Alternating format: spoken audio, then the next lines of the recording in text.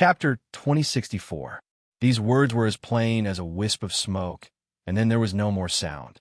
But these extremely plain words carried a sense of fear that made people have no choice but to take them seriously. Yun Jian had just stabbed the knife into the thighs of the two old ruffians and then pulled out the butterfly knife directly. This back-and-forth action left no way for the two old ruffians. If the knife was directly stabbed into their thighs and not pulled out, there would still be a chance for them to survive. After all, the blood in their thighs would not flow out so quickly. But once the knife was pulled out, the blood in their thighs could not be stopped. If no one passed by here to save the two old ruffians in a certain time, even if they were not sent to heaven by this knife, they would die in the situation where their blood ran out. At first, the two old ruffians had said that few people would pass by here. This was also the reason why the two old ruffians chose this place to attack Yun Jian and Liang Xiumin. But it was a pity that the two old ruffians must have never thought that their previous plan to attack Yun Jian and Liang Xiumin would backstab them. As for why Yun Jian did not directly kill the two old ruffians, it was because she wanted them to watch her die. There was no death more terrifying than watching one's own life slipping away bit by bit. And Yun Jian hated people like these two old ruffians who attacked girls when they saw that they had no strength to truss a chicken. This kind of people were the worst. You want to kill us? If you want to kill us, quickly save us, quickly save us, quickly save us. The pain from a knife in their thighs made the two old ruffians roll on the ground in pain. Not to mention standing up and walking. Even their vision gradually began to blur. Their tone of speaking was even more vague, and even they did not know what they were saying. Let's go. In exchange, Yun Jian's cold and indifferent words were what they got. Yun Jian's words were directed at Liang Xiumin. Liang Xiumin was a spoiled young lady, and she had never seen such a scene. She screamed in fear from the moment Yun Jian stabbed the butterfly knife into the thighs of the two old ruffians. Not to mention at this moment, when she saw the two old ruffians' thighs bleeding nonstop. To be honest, Liang Xiumin's soul was almost shaken out of her body. Still not leaving? Seeing that Liang Xiumin did not react for a long time, Yun Jian narrowed her eyes. Go, go, go. Go! Liang Xiumin did not dare to look at the two old ruffians who were screaming and ran to Mu Yao. After she untied the rope for Mu Yao, she wanted to leave with Yun Jian. I will not let you off. Even as a ghost, I will kill you. Seeing that Yun of Yun Jian, of Yun of Yun of Liang, of Yun of Yun of Yun of Yun of Yun, of Yun of Yun of Yun of Yun of Yun of Yun of people of Yun Jian of Yun of Yun of Yun of Yun, Yun Jian, let's go. I'm scared. Liang, she of Yun Jian of Yun of Yun Jian of Yun of Yun Yin. Are you going to save them? Then let me help you. After all, if these two people really die here, sooner or later, something big will happen. Mu Yao thought that Yun Jian of Yun Jian had stopped to find someone to save the two old ruffians. After all, if they killed people, they would be discovered sooner or later. With the current situation of these two old ruffians, if they really left without asking, the probability of them dying was very high. Mu Yao turned around, wanting to help send the two old ruffians to the small clinic in Wuzhen. Just as Mu Yu turned around, she saw Yun Jian turn her head and shift her stunning side profile to the two old ruffians in front of everyone. She sneered and spoke frankly to the two ruffians, saying something that shocked and horrified everyone present. What do you think? Many people have said the same thing to me, but they're all dead now. You two don't matter. Hey! Chapter 2065. Based on Yun Jian's words, everyone present, including Mu Xiao and Liang Xiumin, could not help but panic. An emotion called shock swept over them. How many people had Yun Jian killed? Or to put it another way, what kind of place did she grow up in? Why did she have such shocking strength and skills? Mu Xiao had clearly seen that Yun Jian did not even blink when she stabbed the two butterfly knives into the thighs of the two ruffians. There was only coldness and indifference in her eyes. It was as if she had just stabbed an ant with the butterfly knives. After Yun Jian finished speaking, she did not wait for the two ruffians behind her to hug their thighs and roll on the ground while saying something. She waved at Liang Xiumin and Mu Xiao and quickly left. Before Liang Xiaomin left, she ran over to pick up the newly bought blankets. She did not dare to turn her head to look at the knife wounds on the two ruffians' thighs. She only lowered her head and hurried to catch up with Yunjian. On the way back, Liang Xiaomin remained silent. Liang Xiaomin was a missy after all. When had she ever seen such a scene? Even the scene of a butcher slaughtering a pig would probably make Liang Xiaomin pale with fright. Yunjian had just stabbed a living person's thigh. Yunjian, is it really okay for us to just leave like this? Liang Xiaomin turned her head to look around in fear. She hugged the blankets and followed beside Yunjian. Yunjian nodded. She did not say anything else. A strange light flashed across Mu Zhao's eyes. It was only then that Mu Yu pointed at Yunjian and said, "Those two are too shameless. If it weren't for her, we would have really died today. Don't care if they live or die. They deserve it." Moreover, a female classmate who came with us was tragically killed by them. That girl's pure and innocent chastity was sullied by those two things. Such people should die. Mu Zhao's words made Liang Xiaomin's eyes move slightly. Yeah, if it wasn't for Yunjian today, we would have ended up like that female classmate. I would have died. Liang Xiaomin thought that if her innocence was taken away by that old ruffian before she gave it to her boyfriend, Jinyu, she probably didn't want to live anymore. At the thought of this, Liang Xiaomin was so frightened that her body trembled. Thinking about it this way, those two old ruffians really deserved to die. Just don't know what happened to the girl who was taken away by the old ruffian. Senior Mu Yu, no matter what, thank you for today. At this moment, Liang Xiaomin suddenly remembered that Mu Yao had rushed out to save her and Yunjian. She turned her head and thanked her. The eldest miss would sometimes restrain her emotions and thank others. It's fine as long as you guys are fine. Ha! Mu Xiao rubbed his head and laughed. His head had just been stepped on by one of the old ruffians, and now his hair was covered in dust. Seeing this, Liang Xiaomin was even more grateful. Just as they returned to the vicinity of Wuzhen Primary School, one after another, noisy screams were heard. It seemed like something big had happened. When Yunjian and the other two came to the side of Short Mud House, they saw a college girl standing on a steep cliff not far away. This cliff was about 6 stories high. If one jumped down from it, they would definitely die. At the bottom of the cliff, which was the Short Mud House, there was a group of people surrounding it. A few college students who came with Yunjian were standing there. They were so frightened that their faces were pale. However, they were desperately shouting for the female student who was standing alone on the cliff to calm down. Sure, don't be agitated. What exactly happened? Don't jump. This was the cry of the female student who wanted to jump down from a high place to commit suicide. Aya, what exactly is going on? How would I know? I just came over and saw this little girl wanting to commit suicide. How old is she? She's so noisy. She came to our Wuzhen to commit suicide. If something really happened, what should we do? This girl from the city is really difficult to deal with, Chapter 2066. Except for the female university student who was standing on the high ground with a face full of tears, as well as the friend who was desperately shouting the name of the female university student.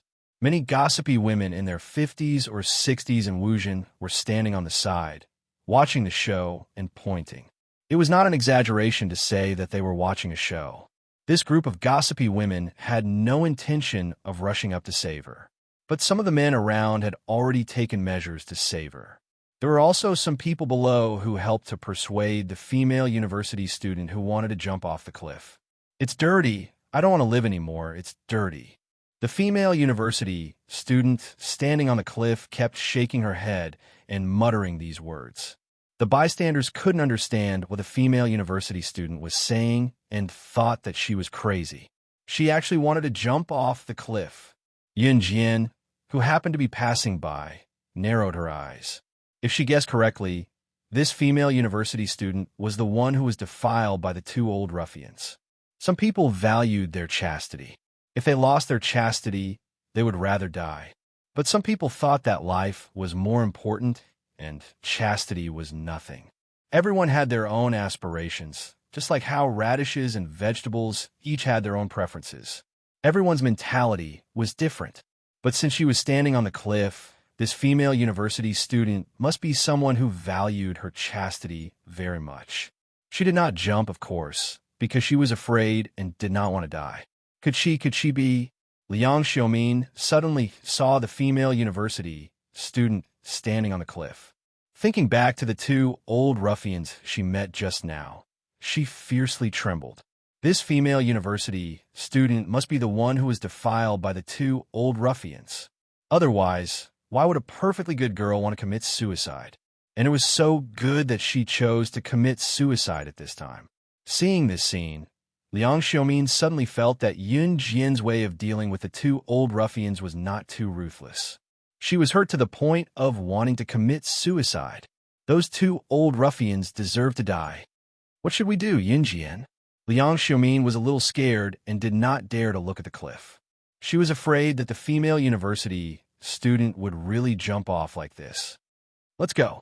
Yun Jian's indifferent voice sounded, and then she had already walked away. Liang Xiaomin was stunned. Isn't it too immoral to turn a blind eye?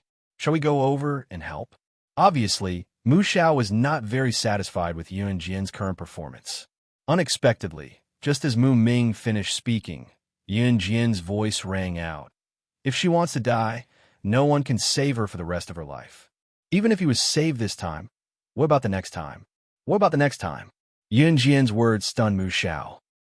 After recovering from the shock, Mu Xiao lowered her eyes and did not speak again. After that, Mu Xiao and Liang Xiaomin followed Yun Jian back to Wuzhen Primary School. The moment they were about to enter the school, Yun Jian suddenly spoke, leaving behind a sentence that made Mu Yu and Liang Xiaomin feel relieved for some reason. She doesn't know how to jump. Wuzhen Primary School. The students were still in school. In the dilapidated field, a large group of girls sat together to listen to Shun Qingjiang's bragging. Ever since he successfully stole something from New Cruz, Shun Qingjiang felt more and more that he was suited to be a master thief. At this moment, Shun Qingjiang was showing off his ability to steal in front of the girls. Obviously, the girl who jumped off the cliff was not with Shun Qingjiang's group. Come. Have you hidden the coins properly? It's time for me to show off my amazing stealing skills. Shun Qingjiang rubbed his hands. A smug expression appeared on his not-so-handsome face. The girls could not wait any longer, and all of them responded. Good. Next, put your hands on top of mine. I'll steal the coins from you in the shortest time possible. As Shun Qingjiang spoke, the girls placed their hands on Shun Qingjiang's hands without any warning, as though they had heard a cult. Meanwhile, Yun Jian and the other two had just walked past Shun Qingjiang's group. On the other side, Shun Qingjiang took the opportunity to secretly touch the hands of this group of silly girls a few times. His other hand, on the other hand, quickly and skillfully, secretly took out coins from the girls' pockets. About 2 minutes later, Shun Qingjiang, who had finally found all the coins on the girls, shouted, "All right, I bet you guys didn't notice that the coins are on me." After saying this, Shun Qingjiang spread out his hand, wanting to show the coin to the girls, causing them to scream. When he opened his hands, the coins were gone. How could they be gone? That's impossible. Absolutely impossible. The coins were behind me just now. How could it be? Shun Qingjiang shook his head absent-mindedly. It was then that Yun Jian, who had walked 5 meters away, turned around under Mu Xiao and Liang Xiaomin's bewildered gazes. She stretched out her hand and scattered the handful of coins on the ground in front of everyone. She smirked. Is this what you're looking for? When did you take the coins? Why are they with you? Shun Qingjiang's expression changed drastically. I'm the disciple of the international master thief, Lam. If you stole something from me, I definitely feel it. How could this be? Shun Qingjiang revealed his secret in his nervousness. Hearing Shun Qingjiang's words, Yun Jian narrowed her eyes slightly. Lam, from the fox hunting organization? In the next second, Yun Jian's beautiful voice resounded through the whole place. The fox hunting organization was the biggest international master thief organization. How did you know? Shun Qingjiang was shocked again. Then, he frowned and said, since you know how powerful my master is, how dare you? This was already his biggest secret. He had never told anyone. How did she know? However, as soon as Shun Qingjiang finished speaking, an even more shocking scene unfolded before everyone's eyes. In the next breath, Yun Jian, who was standing on the other side, suddenly curled her lips into a red arc. Her cool expression coupled with her melodious voice spoke arrogantly to Shun Qingjiang, surprising everyone there. You're right. You're right. You're right. There's no one in the world that I, Yun Jian, don't know. Not to mention Lam, the master thief of the fox hunting organization. Even the boss of the fox hunting organization has to kneel in front of me. Your master is just a member of the fox hunting organization. Why wouldn't I dare? Hey. Chapter 2067. Since Shun Qingjiang claimed to be Lam's subordinate, he must have heard of the fox hunting organization from Lam. Although the fox hunting organization was an organization, it was different from the Hun organization and the kosher mercenaries. The fox hunting organization only accepted things that their employers wanted to steal or treasures that they wanted to find. Other than that, they never accepted missions like killing people. Obviously, at this moment, other than Shun Qingjiang, who was half in the circle, the girls around Shun Qingjiang, Senior Mu Yong, and Liang Xiumin didn't understand the meaning of Yun Jian's words. But the people around them weren't stupid. Although they couldn't understand the meaning of Yun Jian's words, they could still roughly understand what Yun Jian meant. What she meant was, not to mention Shun Qingjiang's master, even the boss of Shun Qingjiang's master's organization had to kneel down when he saw Yun Jian. Was she even an international person? If that was the case, then who was she? She actually had such an ability. Compared to the others, Shun Qingjiang's face had gone from being rosy at the beginning to pale and lifeless at this moment. He always thought that his master, Lam, was his biggest trump card. It was also because of this that Shun Qingjiang didn't brag about his master, even though he had bragged to the outside world. This was because Shun Qingjiang felt that the trump card and the killer move had to be taken out at the last moment. Only then would it be enough to make people go crazy. But Shun Qingjiang never thought that his trump card, his biggest trump card, would be hit by Yun Jian's words. Even his biggest trump card, Lam's boss, was defeated by Yun Jian. Plus, when he came here, Yun Jian's behavior on the bus. At this moment, Shun Qingjiang didn't dare to treat Yun Jian as an ordinary female university student anymore. How do you know everything? You know that my master, Lam, is from the fox hunting organization. Could it be that you also know the fox hunting organization's master? But even so, Shun Qingjiang didn't dare to think highly of Yun Jian. He looked at Yun Jian and said in a daze, could it be that Yun Jian was also a disciple of a godly thief in the fox hunting organization? So, she was able to steal the coins that he stole from the girls without him noticing at all? Shun Qingjiang found it inconceivable. It was only by chance that he managed to become the disciple of God Thief Ram. He had originally thought that this was his own capital. But Shun Qingjiang never thought that. There was actually a girl who had also worshipped the thief god as her master. Moreover, the other party's standard was even higher than his. Although Shun Qingjiang was very unhappy, after knowing the so-called truth, he tried to please Yun Jian. It was my fault before. I had eyes but failed to recognize Mount Tai. May I ask, according to seniority, are you my junior sister or senior sister? Also, junior sister, who is your master? Do you know my master? Not to mention other things, Shun Qingjiang thought that Yun Jian was also a disciple of a master thief in the fox hunting organization. Therefore, when Shun Qingjiang spoke, there was a hint of flattery in his tone as if he was talking to a family member. Of course, this made Shun Qingjiang even more proud. At the same time, Shun Qingjiang even heard the girls around him boasting about him with even more exaggerated words. However, just as Shun Qingjiang was enjoying this feeling, Yun Jian's words were arrogant and brash. Her arrogance carried an absolute aura, as well as a sense of awe that made people have no choice but to submit to her. She said word by word to Shun Qingjiang, who was in a fantasy in front of everyone. How can a small fox hunting organization trap me? If I want, I could take over the fox hunting organization at any time.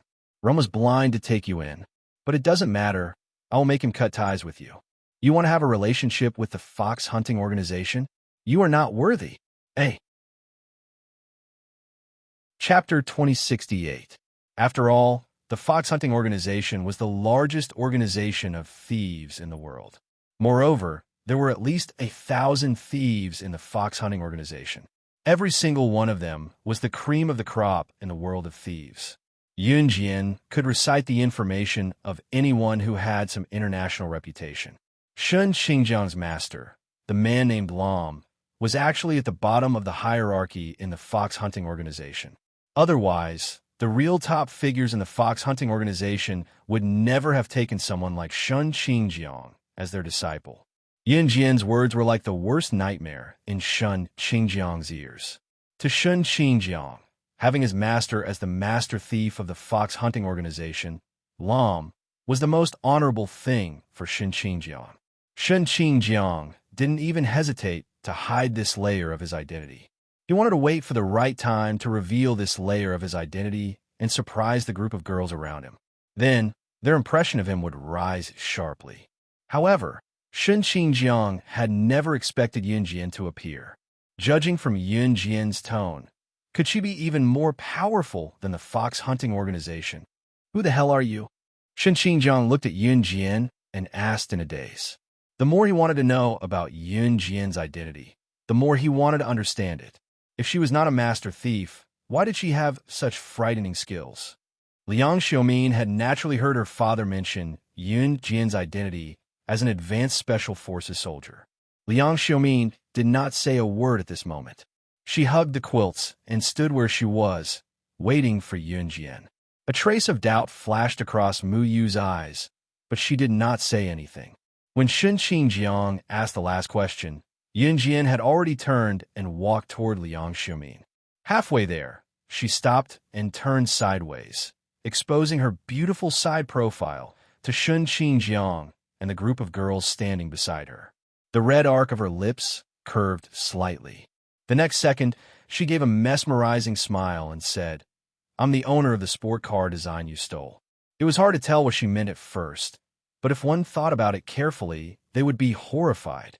I stole that design from New Cruise, so its owner should be the director of New Cruise. Could she be? She's the director of New Cruise.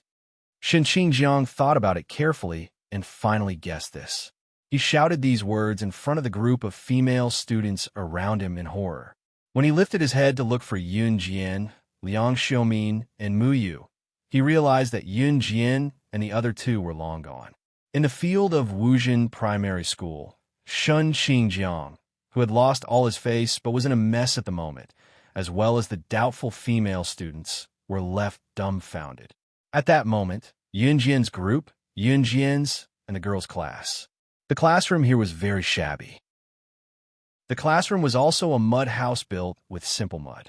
The door of the classroom was a wooden door that had not been painted. The tables and benches were broken, making creaking noises when one sat on them or placed their hands on them. Just the sight of it was enough to scare one. It was a miracle that one did not fall off from sitting on the benches. There was not much light in the class, but the children were studying seriously. They did not even notice Yun Jian's group entering the class. Luing was skinny and not tall. She sat in the front row. She was an 11-year-old child, but due to her stunted growth, she looked like an 8 or 9-year-old. Her thin clothes covered her body, and the cold wind that blew into the room from outside the window made her shiver from the cold. A. Chapter 2069. Of course, Luing was not the only child who was shivering from the cold. A large group of children in the classroom were all wearing thin clothes, huddling into thin clothes that could not even keep them warm. At that moment, every child maintained the same action, which was to flip through the colorful textbooks under their hands, unwilling to let go. These textbooks were bought from a donation program organized by a few universities in Jiang City and brought to the poor mountainous area of Wuzhen as a gift for these poor children. The children had never seen such colorful textbooks before and were so excited that they did not even want to raise their heads. "It's the big sister and big brother who gave us the colorful textbooks." Yun Jian had just walked into the classroom. Even the teacher standing on the podium did not notice her and Liang Xiaomin's arrival. A mischievous little boy suddenly shouted. Then, the children sitting in the classroom saw this, and carefully took out their folded paper from their drawers, running towards Yunjian and the other two. Thank you, big sister and big brother, for the colorful textbooks. We really like them, but we don't have anything to give them to big sister and big brother, so we folded them ourselves. We hope you like them. A cute little girl stretched out her dirty little hands, holding a folded paper crane with both hands, and handed it to Yunjian. In her clear eyes, there was an innocence that the children in the city would never have. The little girl's hands were dirty, and there was a stench on her body, as if she had not bathed in a long time. But Yunjian did not say anything and took the paper crane from the little girl, giving the little girl a smile. Thank you. The paper crane was very light, and the origami was very tattered. It was obvious that the little girl had hidden this origami for a long time, folding and unfolding it again and again. Now, the little girl had given her favorite treasure to her. It's good that big sister likes it. The little girl stuck out her tongue playfully. These children used origami to fold many animals and gave them to Yunjian, Liang Xiaomin, and Muyu. Although the things were small and did not have much value, they were mixed with the children's thoughts. This was the closest and most authentic gift that the children from the countryside could give, and money could not buy. They might not have the money to return better gifts, but the children's gifts were one of a kind. Children, there are many big brothers and sisters over there. Give them all the origami you worked so hard to make last class. At this time, the teacher saw Shun Qingjiang and many university students from the city standing on the field through the window. The only female teacher other than the principal gestured to the children. Presents for big brother and big sister. All the children ran happily to the playground. Big sister, come with us. The little girl who gave Yunjian the paper crane just now pulled Yunjian's hand and ran towards the sports field. Seeing this, Liang Xiaomin and Muyu followed Yunjian. At that time, some children had already found their big brothers and sisters who hadn't received any gifts and gave them the hand-folded paper that they had painstakingly cut. The university students who came from the city to teach took the origami paper that the children had cut with great difficulty. This was a beautiful scene. Even Yunjian could not help but smile. She had never known that in a place so poor that even food and clothing were a problem, there was such a group of kind and innocent children. Children might live in the lowest level of the world and not be liked, but they had the innocence and kindness that ordinary children did not have. Liang Xiaomin was touched. The high and mighty young miss didn't think it was dirty or ugly. She took the paper cut from child. What the hell is this? It's so ugly. Don't touch my hands with your dirty hands. How long has it been since you took a shower? It stinks, it stinks. Get out of my way. I don't want this cheap product. A shout of abuse sounded. On the other side, an elegant and beautiful girl with a slender figure was standing there. She scolded the child who handed her the origami paper, then avoided the child with clear eyes and a face full of anticipation as if avoiding the plague. The girl who scolded the child was none other than Wu Zhizhi, who had scolded Yunjian when Yunjian asked Shun Qingjiang for the design on the bus. Hey! Chapter 2070. Wu Zhizhi looked at the child's outstretched hand as if she had seen a river beast. However, unlike the river beast, Wu Zhizhi scolded and retreated in disgust. The child, who had reached out to Wu Zhizhi and wanted to hand her the folded paper that she had painstakingly cut, only to be treated like this by Wu Zhizhi. She froze in the same position as when she reached out her hand to hand over the folded paper. Like the other children, this child was dirty and looked like he had not bathed in a long time. Wuzhen was not a coastal area, and water was scarce. No family dared to bathe in a basin full of water. In that case, it wouldn't be a problem of cleanliness anymore. Even whether they would starve to death or die of thirst would become a problem. Therefore, the children here would at most use a small handful of water to wipe their bodies during the festival. They did not dare to use it too much. The other university students who came with Yunjian would not say such things in front of the child, even if they despised the child for being dirty and smelly. Did Liang Xiaomin not despise it? Liang Xiaomin, who had been spoiled since she was young, despised it more than anyone else. However, she would not say such things in front of the child. She would not hurt the child's young heart in such a cruel way. After Wu Ziji's heartless words left her mouth, everyone around her was stunned. The child was also stunned. Wu Ziji, what are you saying? How can you say such things in front of such a young child? Even a girl who came with Wu Ziji could not stand it anymore and started to criticize Wu Ziji. However, before the girl could finish speaking, Wu Ziji spoke first. I didn't say anything that I shouldn't say. Am I not telling the truth? Moreover, my father is the richest man in Jiangxing.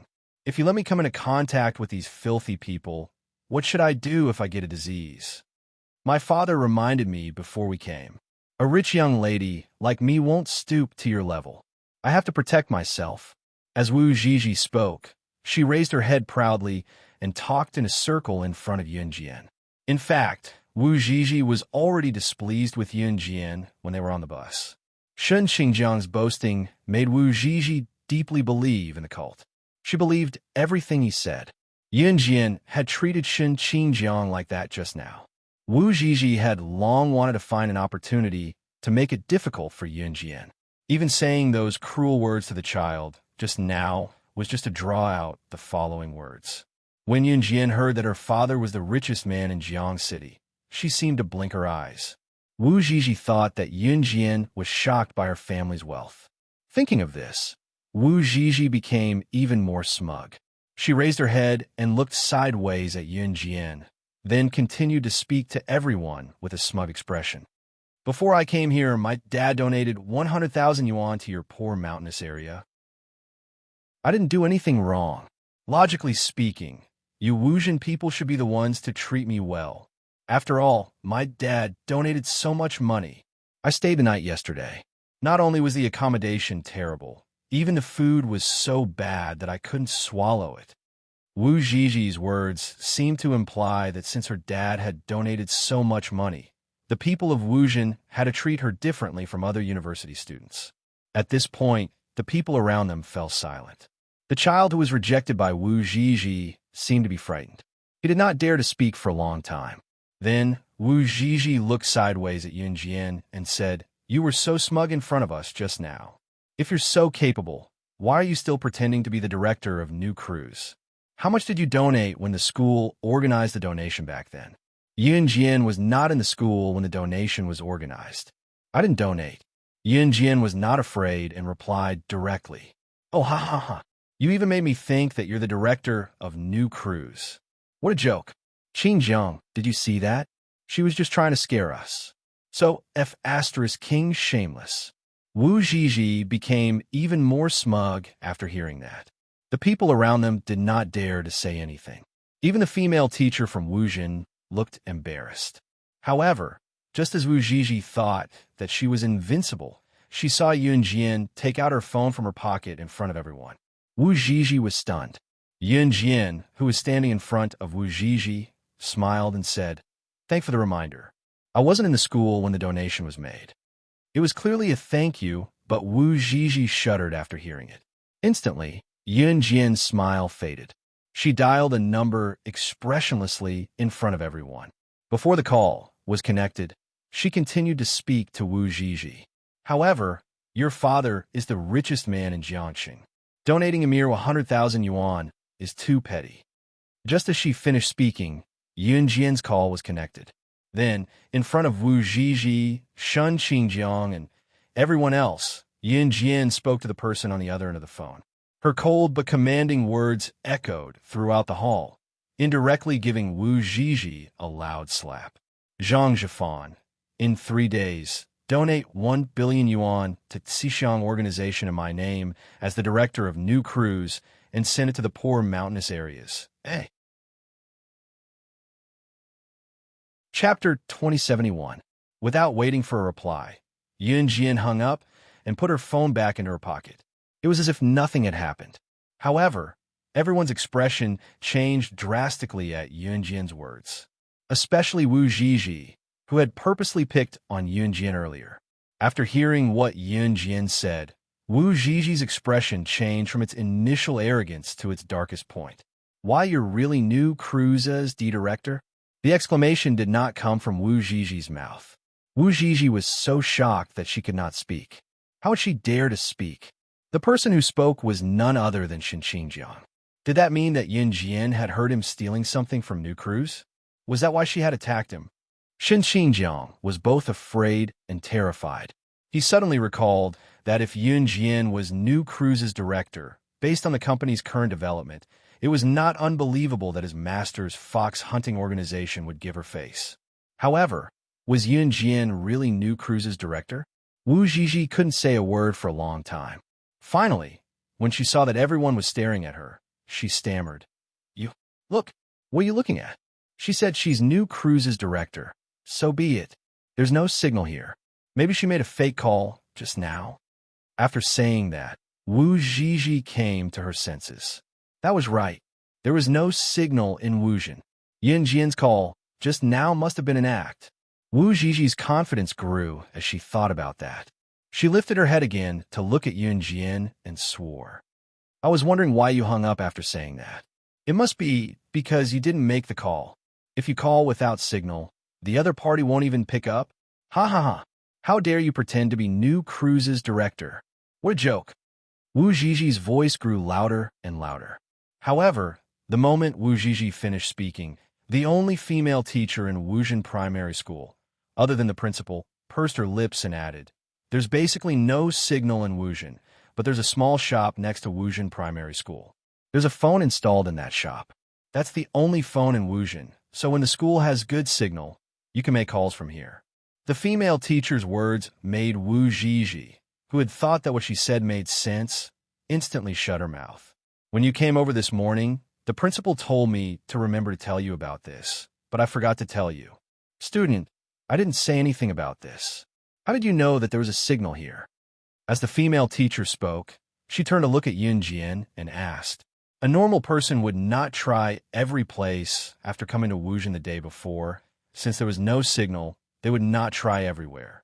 After all, mobile phones in this era were not smartphones. There were not many fun games. At most, one could make a call. There was no difference whether there was a signal or not. If it was smartphones nowadays, people would definitely run to Wu Town to ask if there was any signal. Even if there was no signal in every place, they would still try it. After hearing the female teacher's words, everyone turned to look at Yun Jian. Yun Jian, who stood where she was, narrowed her eyes and gave a half-smile before she spoke up. Of course, I saw the phone in the small shop near the school.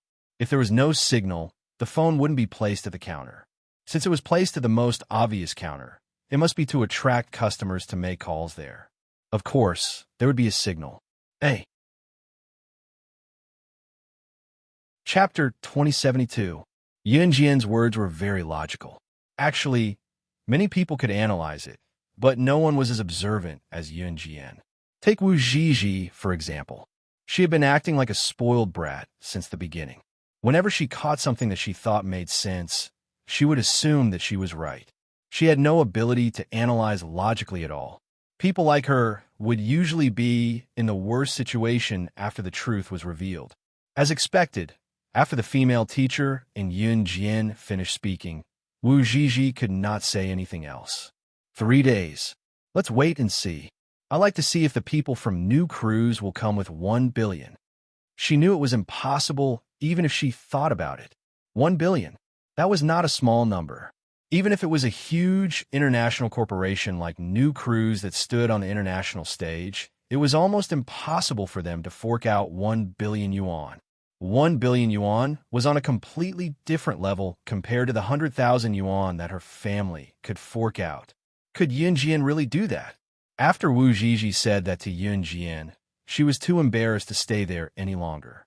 Therefore, she turned around to call her friend, Kai Xinyan, who was so fat that her body would jiggle with every few steps she took. She left the place pathetically. After Wu Ziji and her friend fled, Shen Qingjiang also left with a group of girls in a panic. It was only when the group was far away that Liang Xiaomin looked at Yun Jian and exclaimed excitedly, "Yun Jian, you were so cool just now. Huh, didn't you see how green that girl's face was? I've never seen a rich girl who likes to throw a tantrum more than I do. I just can't stand her. That felt good. That felt so good. Liang Xiaomin almost clapped and cheered as she spoke. On the other hand, Muyu was very rational. He pursed his lips and tilted his head to look at Liang Xiaomin. He then turned to Yunjian and said, "You really pissed them off just now. I agree that you should take them down a notch. How dare you say something like that in front of children? But can you really get New Cruise to donate 1 billion yuan to the children in the poor mountainous areas? Are you really the director of New Cruise?" Clearly, no matter how vivid Yunjian's story was, no one would believe it without evidence. After all, this was too unreasonable. Hearing this, Liang Xiaomin also turned to look at Yunjian, only to see Yunjian, who was standing in front of them, squinting slightly and saying, "Take a guess." The people who were born and raised in Wuzhen had never left the mountains. Even the female teacher, who had been teaching in Wuzhen for many years, had been isolated from the world for many years. Therefore, they had no idea what New Cruise was. The children didn't know how much 1 billion was either. The children here generally learned slower than the children in the city. Without the guidance of a master teacher, no matter how hard they worked, they couldn't compare to the children in the city. "Big sister, can I take you to herd the lambs after school? Big sister is so pretty. The lambs will definitely like you very much." The child, who had just been scolded by Wu Zhizhi in that tone, walked to Yunjian shakily and said to Yunjian. She was a very cute little girl, but because she hadn't bathed for a long time, she reeked of sweat and her face and hands were dirty. After being scolded by Wu Zhizhi, the little girl dared not touch Yunjian's hand, afraid that Yunjian would despise her too. "Then it's a deal. You'll take us to herd the lambs after school." Before Yunjian could reply, Liang Xiaomin responded to the cute little girl first. Liang Xiaomin was stunned when she saw that everyone was looking at her. She then coughed twice and looked to the side. She said something that didn't match her heart. "I'm sorry. Ahem. I'm not the one who wants to herd the lambs with you. I saw that you wanted Yunjian to go, so I agreed on Yunjian's behalf. I'm just going to check it out along the way." This young lady's arrogance was unparalleled. When the children heard Liang Xiaomin's words, they all giggled. What are you laughing at?" Liang Xiaomin's face was stiff, but she didn't look fierce at all. "Big sister, you're much cuter than those sisters who left just now." A naughty little boy put his hands around his mouth and shouted loudly. The scene was peaceful. The little girl who had invited Yunjian to herd the lambs was called Xingzi by everyone. This naughty little boy was called He Chi Fong.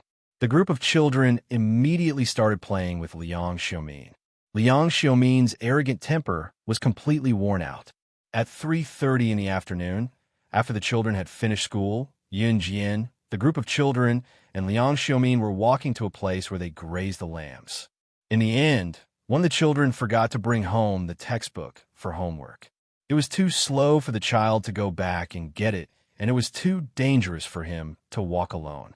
Yunjian let the group go to the hill where the lambs were grazed first, and she rushed back to school to get it. Just as she arrived at the child's classroom, she suddenly heard two strange voices. "Ah, it's here. We won't be discovered here, right? Gentler, Qingjiang, it's so comfortable." This was a woman's voice. "Everyone's gone. It's so exciting to do it in the classroom. Dambi *TCH, come out." This was a man's voice. Hearing this, Yunjian's eyes narrowed slightly. TSK. She didn't need to look to know that the owners of these two voices were Wu Zhizhi and Shen Qingjiang. A. Chapter 2073. Shen Qingjiang used these vulgar words to shout at Wu Zhizhi, and even used his hand to smack Wu Zhizhi's, but a few times. That strength, it did not seem like he was flirting, but more like he was hitting someone. But Yunjian did not see any of this. When she heard the commotion, she walked into the other classroom, where Shen Qingjiang and Wu Zhizhi were having an affair. She took the child's textbook from the classroom and left the school. Yunjian did not have the hobby of stealing other people's affairs. Yunjian quickly caught up with the group of children. The sun had set, and on a not-too-steep hill, the children were herding the sheep, letting Yunjian and Liang Xiaomin touch the newborn lambs.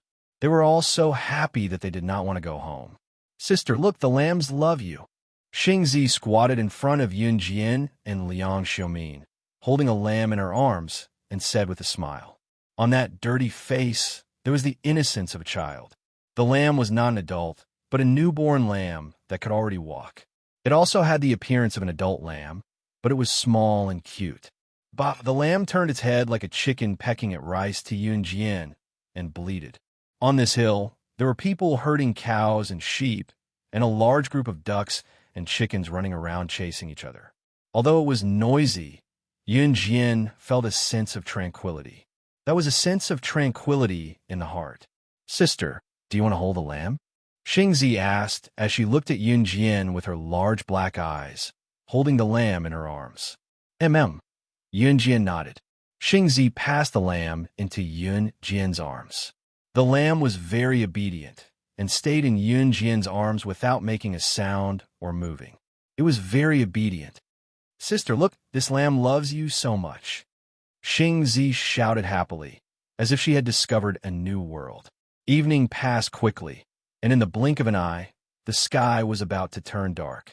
Everyone returned to Wuzhen the way they came, and then took a detour to go home.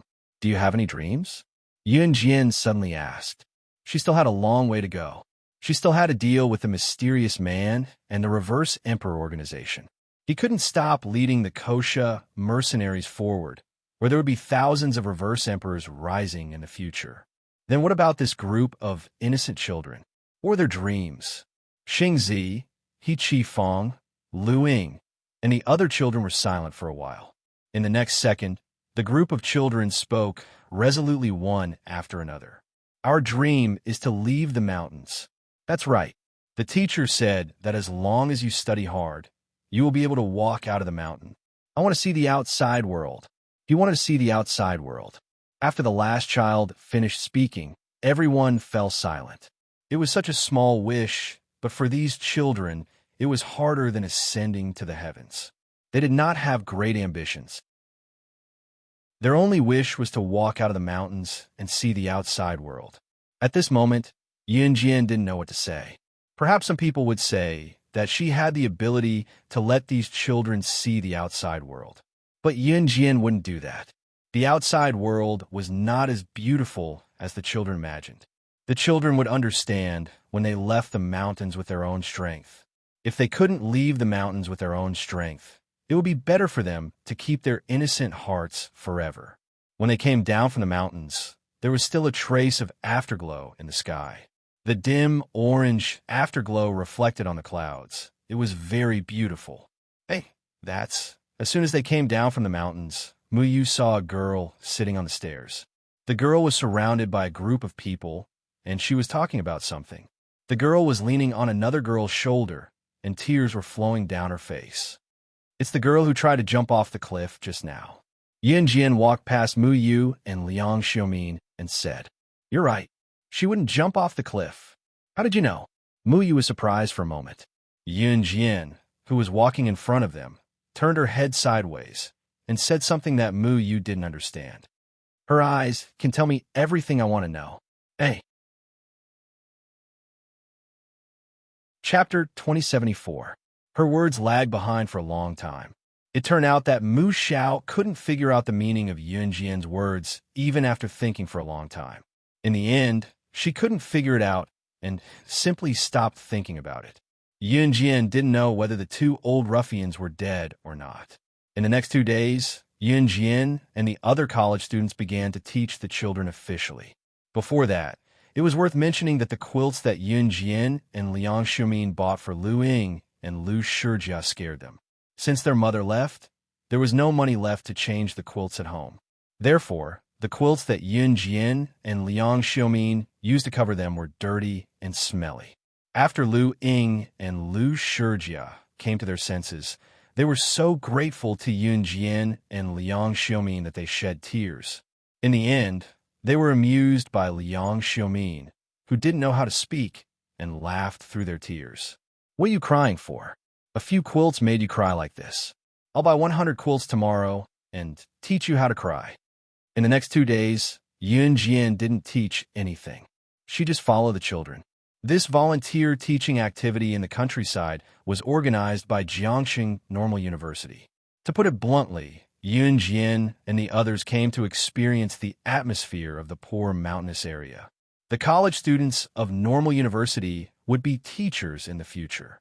Therefore, they came here to experience the feeling of being a teacher in advance. As for Yun Jian and the other students from other schools, they were considered as substitutes. After all, although Yun Jian and the others were not students of Normal University, they all had good grades. That was why they could come here. Of course, Liang Xiaomin was not included. It was 3:30 in the afternoon. Yun Jian had just eaten an orange given by a child who said that it was grown at home. It was sweet and delicious. After eating the orange, her hands were sticky, so Yun Jian went out of the classroom to wash her hands. On the way back, she heard the principal of Wuzhen Primary School say to the only female teacher in Wuzhen Primary School. The 4, 6, and 6 years old children were brought to the outdoor class by the college students. When the principal asked, the female teacher answered honestly, "Yes, principal." Then you have to follow them and keep an eye on them. I heard that there are often cases of children being kidnapped in broad daylight in the nearby towns. Many children have gone missing. Hurry up and go outside to look after the children. Our Wu town has no law and order to begin with. Human traffickers always pick places like ours to attack. There are security guards in the big city. Hurry up and follow them outside. The principal instructed, but everything the principal said was for the sake of the children. "Yes, principal, I'll go right away." The female teacher hurriedly ran out. Yun Jian had just walked past the principal and the female teacher. There were 2 classes in Wuzhen. The 1st, 2nd, and 3rd graders were in one class, while the 4th, 5th, and 6th graders were in another class. Luing was in the 4th, 5th, and 6th grades. Last time, the ones who brought Yun Jian, Liang Xiaomin, and the others to herd the sheep on the mountain were the students in the 4th, 5th, and 6th grades. Yun Jian had just passed by the principal and the female teachers when she was stopped by the elegant and beautiful Wu Zhizhi with a sneer on her face. "Today's the 3rd day. You said you wanted new crews to donate 1 billion RMB. It's almost evening now. Where are the people from new crews?" Wu Zhizhi was all smiles as if she could already see Yun Jian making a fool of herself. "Today's not over yet," Yun Jian replied. After that, she walked past Wu Zhizhi and headed inside. However, just as she was about to enter the classroom, a female teacher who had rushed back from afar cried out at the entrance. "Oh no, the children have really been kidnapped. Principal, 5 of our children have been kidnapped into a black van. Hurry up and get the people in town to save them." Just as the female teacher found the children, she saw a group of masked people dragging the children into a black van. The female teacher tried to stop them, but was punched. Ignoring the pain, she ran back and yelled for help. Just as she reached Yun Jian's side, Yun Jian's eyes flickered. She grabbed the female teacher. "What's going on?" "The children have been kidnapped by a group of people. What should we do? What should we do?" The female teacher was so flustered that her face turned pale. She did not even notice that she was holding a card written in blood. Yun Jian took the card from the female teacher right in front of the smug Wu Zhizhi. There were 2 words written in fresh blood on the card: Reverse Emperor. Seeing that, Yun Jian's eyes darkened. She was as cold as ice in February. In front of Wu Zhizhi and the female teacher, she spoke calmly as usual. "They've been kidnapped by the assassin organization. You won't be able to catch up to them. Hey." Chapter 2075. The name Reverse Emperor on the card was enough to prove that the kidnapper was from Reverse Emperor. As for the female teacher and the principal, even if they gathered everyone in Wu Town, they wouldn't be able to catch up to Reverse Emperor's black van. After all, Reverse Emperor was an assassin organization that was only second to the Kosha mercenaries and Enhan. They even dared to declare war against the Kosha mercenaries and Enhan. After Reverse Emperor went out on a mission, they would leave a card written in blood. At the bottom of the card, there would be a small line of words. That small line of words was the code name of the assassin or agent who went out on a mission. As expected, Yun Jian found a small line of words on the card. There were only 3 words on the card. African leopard. The kidnapper is the 5th-ranked assassin in the International Assassin ranking. African leopard. Before the female teacher and Wu Zhizhi could react, Yun Jian raised her head to look at them. Yun Jian added, "You won't be able to catch up to them. Even if you do, you will be killed immediately." What Yun Jian was doubtful about was why Reverse Emperor would send such a character to a poor mountainous area like Wu Town to kidnap people. However, when she saw the words African leopard on the card, all her doubts were cleared. "Their target is me," Yun Jian said as she walked towards the classroom. "Wait, what are you talking about? You were the chairman of New Crews before, and now you're talking about some assassin organization. Are you messing with us? Let me tell you, you can't be so selfish. Now that the children are kidnapped, you're still not letting the people in Wuzhen rescue them? You're doing this on purpose. Why are you so involved in this?" Seizing the chance to accuse Yun Jian, Wu Zhizhi rambled on incessantly. When she saw that Yun Jian was walking towards the classroom, she screamed even louder. She even tried to pounce on Yun Jian, as if she was going to stop Yun Jian from leaving. When the female teacher heard Yun Jian's words, she was stunned, but she still ran to find him. Ever since the female teacher's terrified voice had been heard, the surrounding people had been drawn over. At this moment, the dozens of university students who came from the university town of Jiang City to teach in Wuzhen were all near Wuzhen Primary School. When they heard the commotion, they all ran over. "I think you're the one who wants to kill the child. Not allowed to save people? How can someone like you be the chairman of New Crews? What a joke," Wu Zhizhi said, and was about to pounce on Yun Jian to stop her from leaving. However, Yun Jian dodged Wu Zhizhi's attempt to pounce on her from behind and walked into the classroom in a few steps. "Principal, let's call for help to save the children. If the children are taken away, it's my responsibility. Save the children. Save a child." The female teacher had already called the principal out. The two of them were about to rush out of Wuzhen Primary School. The female teacher was trembling violently, and the principal was in shock as well. However, he could not give up. He still had to save the children. "What's going on?" Shun Xinjiang, Liang Xiumin, Mu Yao, and the rest had no idea what was going on. However, the university students who heard the commotion could roughly guess what was going on. The children had been kidnapped. However, just as the principal and the female teacher were about to step out of the small Wuzhen Primary School, Yun Jian came out of the classroom with her backpack in one hand.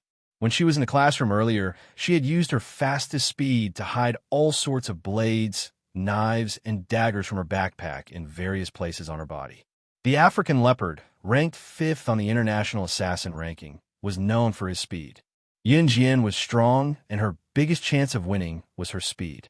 It was not that Yun Jian was not as fast as the African leopard, but to go up against someone like the African leopard who was not weak, she had to be fully equipped with all the secret weapons of a secret agent. Only then would she have a higher chance of winning. At this moment, Yun Jian had already hidden all sorts of killing weapons all over her body without leaving a trace. At this moment, Yun Jian was holding her backpack in her left hand. In front of all the university students, the principal, and the female teacher who saw her come out of the classroom, her right hand took out the latest SIGP 2106 Swiss silver pistol from her backpack. After that, she threw her backpack on the ground and put the latest model SIGP 2106 silver handgun into the holster at her waist without even looking at it. Her other hand held the last 2 butterfly knives tightly at the base of her thighs and pulled down her shirt. After she pulled down her shirt, in the eyes of outsiders, it was as if Yun Jian did not hide any weapons on her body. No one could see any traces of weapons on her body. At this moment, Yun Jian was carrying out a series of actions of a secret agent equipping weapons as she walked towards the principal and the female teacher. The speed of equipping weapons was many times faster and more accurate than the secret agents in the movies. Coupled with her indifferent expression, everyone present was stunned on the spot. For a moment just now, they seemed to have seen the king of hell who had survived among the corpses. However, before everyone present could react to Yun Jian's actions, they heard Yun Jian's indifferent words, which were like the master of the secret agent world, resounding through the classroom. In the next second, everyone present was dumbfounded and terrified. I said, "That group of people's target is me. If you go, you will be courting death." The world of assassins and secret agents does not need you irrelevant people to participate. I will definitely bring him back. How dare you openly provoke me and kidnap someone under my nose? Even if he is the 5th on the international assassin ranking, he is now a member of the Grim Reaper's list. Hey. Chapter 2076. Yun Jian's words were like the melodious chirping of a lark. Her words were clear and entered everyone's ears without missing a single word. Everyone present was shocked and terrified. African leopard, ranked 5th on the international assassin chart. Who was that? Mu Yao frowned and stared at Yun Jian with Liang Xiumin. Her eyes widened as she asked, "What exactly happened? What exactly happened? Why did it involve assassins and secret agents? Who was this African leopard, ranked 5th on the international assassin chart? Hurry up, principal, hurry up and call for help. Those 5 kids are sitting in an unfamiliar van. They must be scared out of their wits." The female teacher's face was really pale, and she couldn't care about anything else. At the same time, Shun Xinjiang, Wu Zhizhi, Kai Xinyuan, and all the boys and girls who came from the University of Rivertown were shocked by Yun Jian's actions just now. Some of them even realized that Yun Jian's actions were extremely cool. God, did you see that? That girl has a gun. Who is she? She's too cool. That gun is a SIGP 2106 Swiss pistol. I've only seen it on the newspaper. I didn't expect to see a real gun. This came from a boy who was shocked and admired Yun Jian's actions just now. I just watched a movie last week about female secret agents. It was exactly the same as what she did just now. So cool. If she was a boy, I would definitely fall in love with her every second. This came from a girl who was infatuated and shocked by Yun Jian's actions just now. The crowd was in an uproar. At this moment, Yun Jian had already arrived in front of the principal. She didn't look at the principal and walked out of the school gate in front of everyone. She shouted at the stunned principal, "You don't have a car here. Take me there." Yun Jian couldn't chase after the black van on foot. She couldn't fly, so it was naturally impossible. Hence, she had to find a car to chase after it. "We don't have cars or vans in Wuzhen. We only have tractors. I'll borrow a tractor." The principal was having a headache. People in Wuzhen couldn't even afford a motorcycle, let alone a car. How could someone from a poor mountainous area own a car? This was also the reason why the human traffickers were able to capture them so easily. As long as they dragged the kidnapped children into the car, even if they were discovered, the villagers who didn't have cars wouldn't be able to chase after them. No need. Yun Jian refused. It was impossible for the tractor to chase after the black van. "So, when are you going to stop showing off? You clearly know that there are no cars or vans in Wuzhen. You're just afraid that you'll lose face if you chase after someone on a tractor, right? Who are you pretending to be the savior of the world for?" Even though Wu Zhizhi saw the scene just now, she quickly reacted at this moment and continued to speak rudely to Yun Jian. Wu Zhizhi was probably the kind of person who wouldn't shed a tear until she saw the coffin. Yun Jian did not say anything. After 3 seconds of silence, a cool sports car drifted over from afar. Yun Jian had heard the sound of the sports car drifting when she said, "No need." Not long after the sports car drifted over from afar, several luxurious cars behind it sped over from the direction of Wuzhen toward the city. They were from New Cruise, and the one leading the drifting sports car was Qin Yu. "Open the top and chase after someone," Yun Jian ordered softly, ignoring Wu Zhizhi and the rest. Qin Yu, who was sitting in the sports car, immediately opened the hood of her sports car, the sunroof of the sports car, and made a 360-degree turn in the open space at a frightening speed. This scene caused an uproar among the crowd. What shocked them even more was the moment the sports car opened its top and made a 360-degree turn at a shocking speed. However, he only saw a small and nimble figure running over there like a swallow. The owner of the small silhouette sprinted over 10 meters on the ground and leaped right into the sports car's seat the moment the sports car made a 360-degree turn. Just as the sports car made a turn, Yun Jian, who was in front of the crowd, was already in the car. The car stepped on the accelerator at a shocking speed and left the place immediately. Silence. Dead silence. It wasn't until 30 seconds later that someone said in a tone of disbelief and shock, "Oh my God." She jumped in a sports car when it made a 360-degree turn. If she missed, she'd be killed. Is that girl really a secret agent or an assassin? I've never seen such a terrifying woman in my life. She's even university student. She's F***king amazing. Hey. Chapter 2077. Yun Jian, who had hopped into Qing Yu's sports car, sat in the passenger seat and was taken away from the place amidst the crowd's exclamations of shock, surprise, and fear. The scene just now caused everyone present to be unable to regain their senses for a long time. One had to know how terrifying it was. If Qing Yu had missed, if Yun Jian had jumped in the wrong direction, or if Yun Jian had accidentally fallen to the ground, the sports car would have turned around and run over her directly. Would she still be alive then? However, for what they could see now, the series of thoughts were unrealistic. It was because Yun Jian and Qing Yu's coordination just now could only be described as flawless. It was as if they had cooperated with each other thousands of times in that thrilling and terrifying move earlier. To them, it was a piece of cake. It was a tacit understanding that outsiders could not obtain even if they wanted it. Those who stood where they were, be it the principal or the female teachers, had forgotten that they had to call for help to save the child.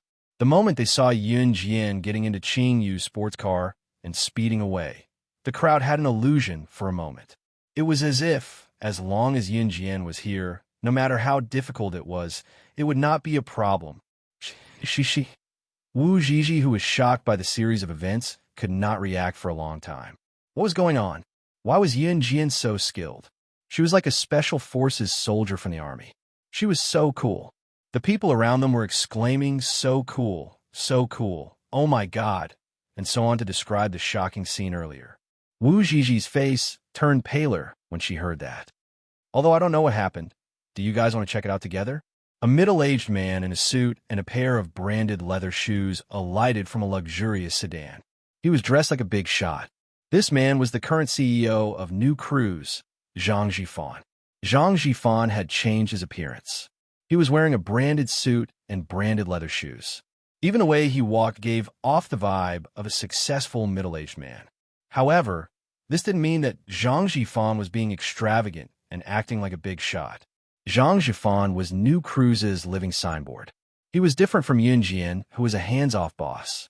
Since he wanted to run New Cruise on an international track, there was no way he was going to wear street goods to interact with international multinational companies. It would be strange if that person was willing to pay attention to him. Sometimes wearing gold and silver from head to toe was a job requirement. Zhang Jifan was a living example. "I'll have to trouble you then." The principal hurriedly nodded. Everyone was eager to know what had happened and whether the children were all right. Therefore, after listening to Zhang Jifan, they all got into the luxurious sports cars that Zhang Jifan had brought. Even Wu Zhizhi and Shun Qingjiang were no exception. Perhaps it was because Zhang Jifan had rarely shown his face on television. No one recognized Zhang Jifan when they got out of the car and went after Yun Jian and Qing Yu in the luxurious cars. On the rugged mountain path, a black van was driving at the front. There were fields all around without any weeds or trees. Therefore, one could see clearly that a convertible sports car was chasing after the black van and was closing in on them. As the black van and convertible sports car passed by, the luxurious cars that could be seen from afar but could still be seen driving into the curve. Wu Zhizhi, Shun Qingjiang, Liang Xiumin, and Mu Yu followed them. Far away, Yun Jian, who was in the convertible sports car, growled at Qing Yu, "Take the small path and flank it." Hearing that, Qing Yu took the small path and went over a steep slope right in front of the people in the luxurious cars to close the distance between them and the black van. At the same time, Wu Zhizhi and the rest who were far away saw something that shocked them. Yun Jian, who was sitting in the convertible sports car, pulled out a pistol from her waist and raised it single-handedly without looking, shooting the 4 tires of the black van in front of them from different angles. After 4 shots, the tires of the black van burst and it was forced to stop. Yin Jian did a flip and leaped onto the ground without waiting for the convertible sports car to stop. Her hand that held the pistol lowered naturally as she approached the black van fearlessly. It was like the arrival of the Grim Reaper. Hey. Chapter 2078. It was as if Yun Jian had done the breathtaking action thousands of times without a hitch. The people who followed her from afar had an illusion for a moment. It was as if she was meant to live in a world filled with bloodshed. However, for some reason, she had come to the ordinary world they lived in. Just as they were thinking about it, a few limousines stopped a few dozen meters away from the black van and convertible sports car that were parked closely together. Don't come over. I'll go take a look. The principal got out of the car and walked towards Yun Jian. He was worried that something would happen to the children. However, if there was any danger, he would bear it alone. Principal, let me go.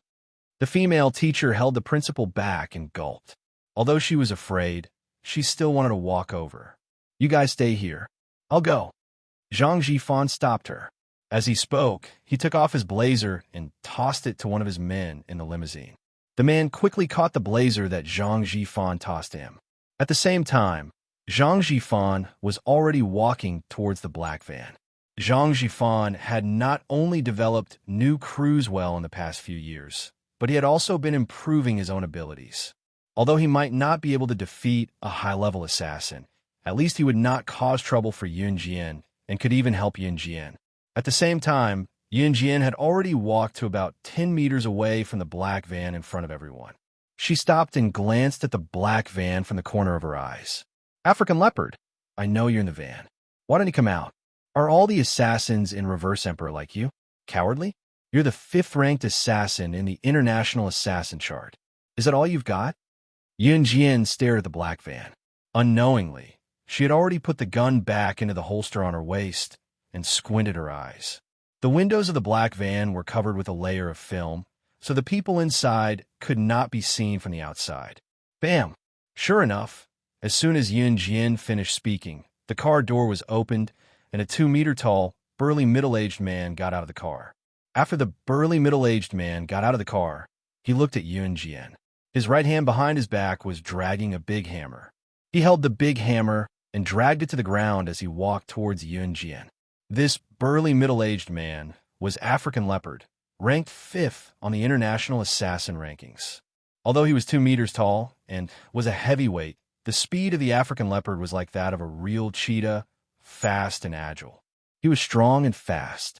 Even if it was the assassin or secret agent ranking, the assassins or secret agents who were ranked above the African Leopard would have to be 100% vigilant against him, because the slightest carelessness could lead to instant death. Little girl, the African Leopard glanced at Yun Jian. Obviously, he did not recognize Yun Jian's identity, although he despised Yun Jian for being a little girl in his heart. However, it could be seen from the way Yun Jian stopped their black van just now. This little girl was not weak at all. F***, kill her. The African Leopard's eyes darkened as he ordered the men who came out of the van. Hearing that, the men took out their weapons. Wu Zhizhi and the rest who saw this scene were pale with fright. At the same time, Yun Jian stared at the men. The next sentence that came out of her mouth shocked Wu Zhizhi and the rest of the men. Even African Leopard and the men who were standing beside him were shocked. The 8th on the International Assassin rankings, Slaying Dragon. The 15th on the International Assassin rankings, Xing Tian. The 29th on the International Assassin rankings, Long E. The International 3S Wanted Criminal, retired sharpshooter from Country X, Flying Lion. The Reverse Emperor organization is really willing to pay any price to get rid of me. But it's a pity that you elites will die here. Hey. Chapter 2079.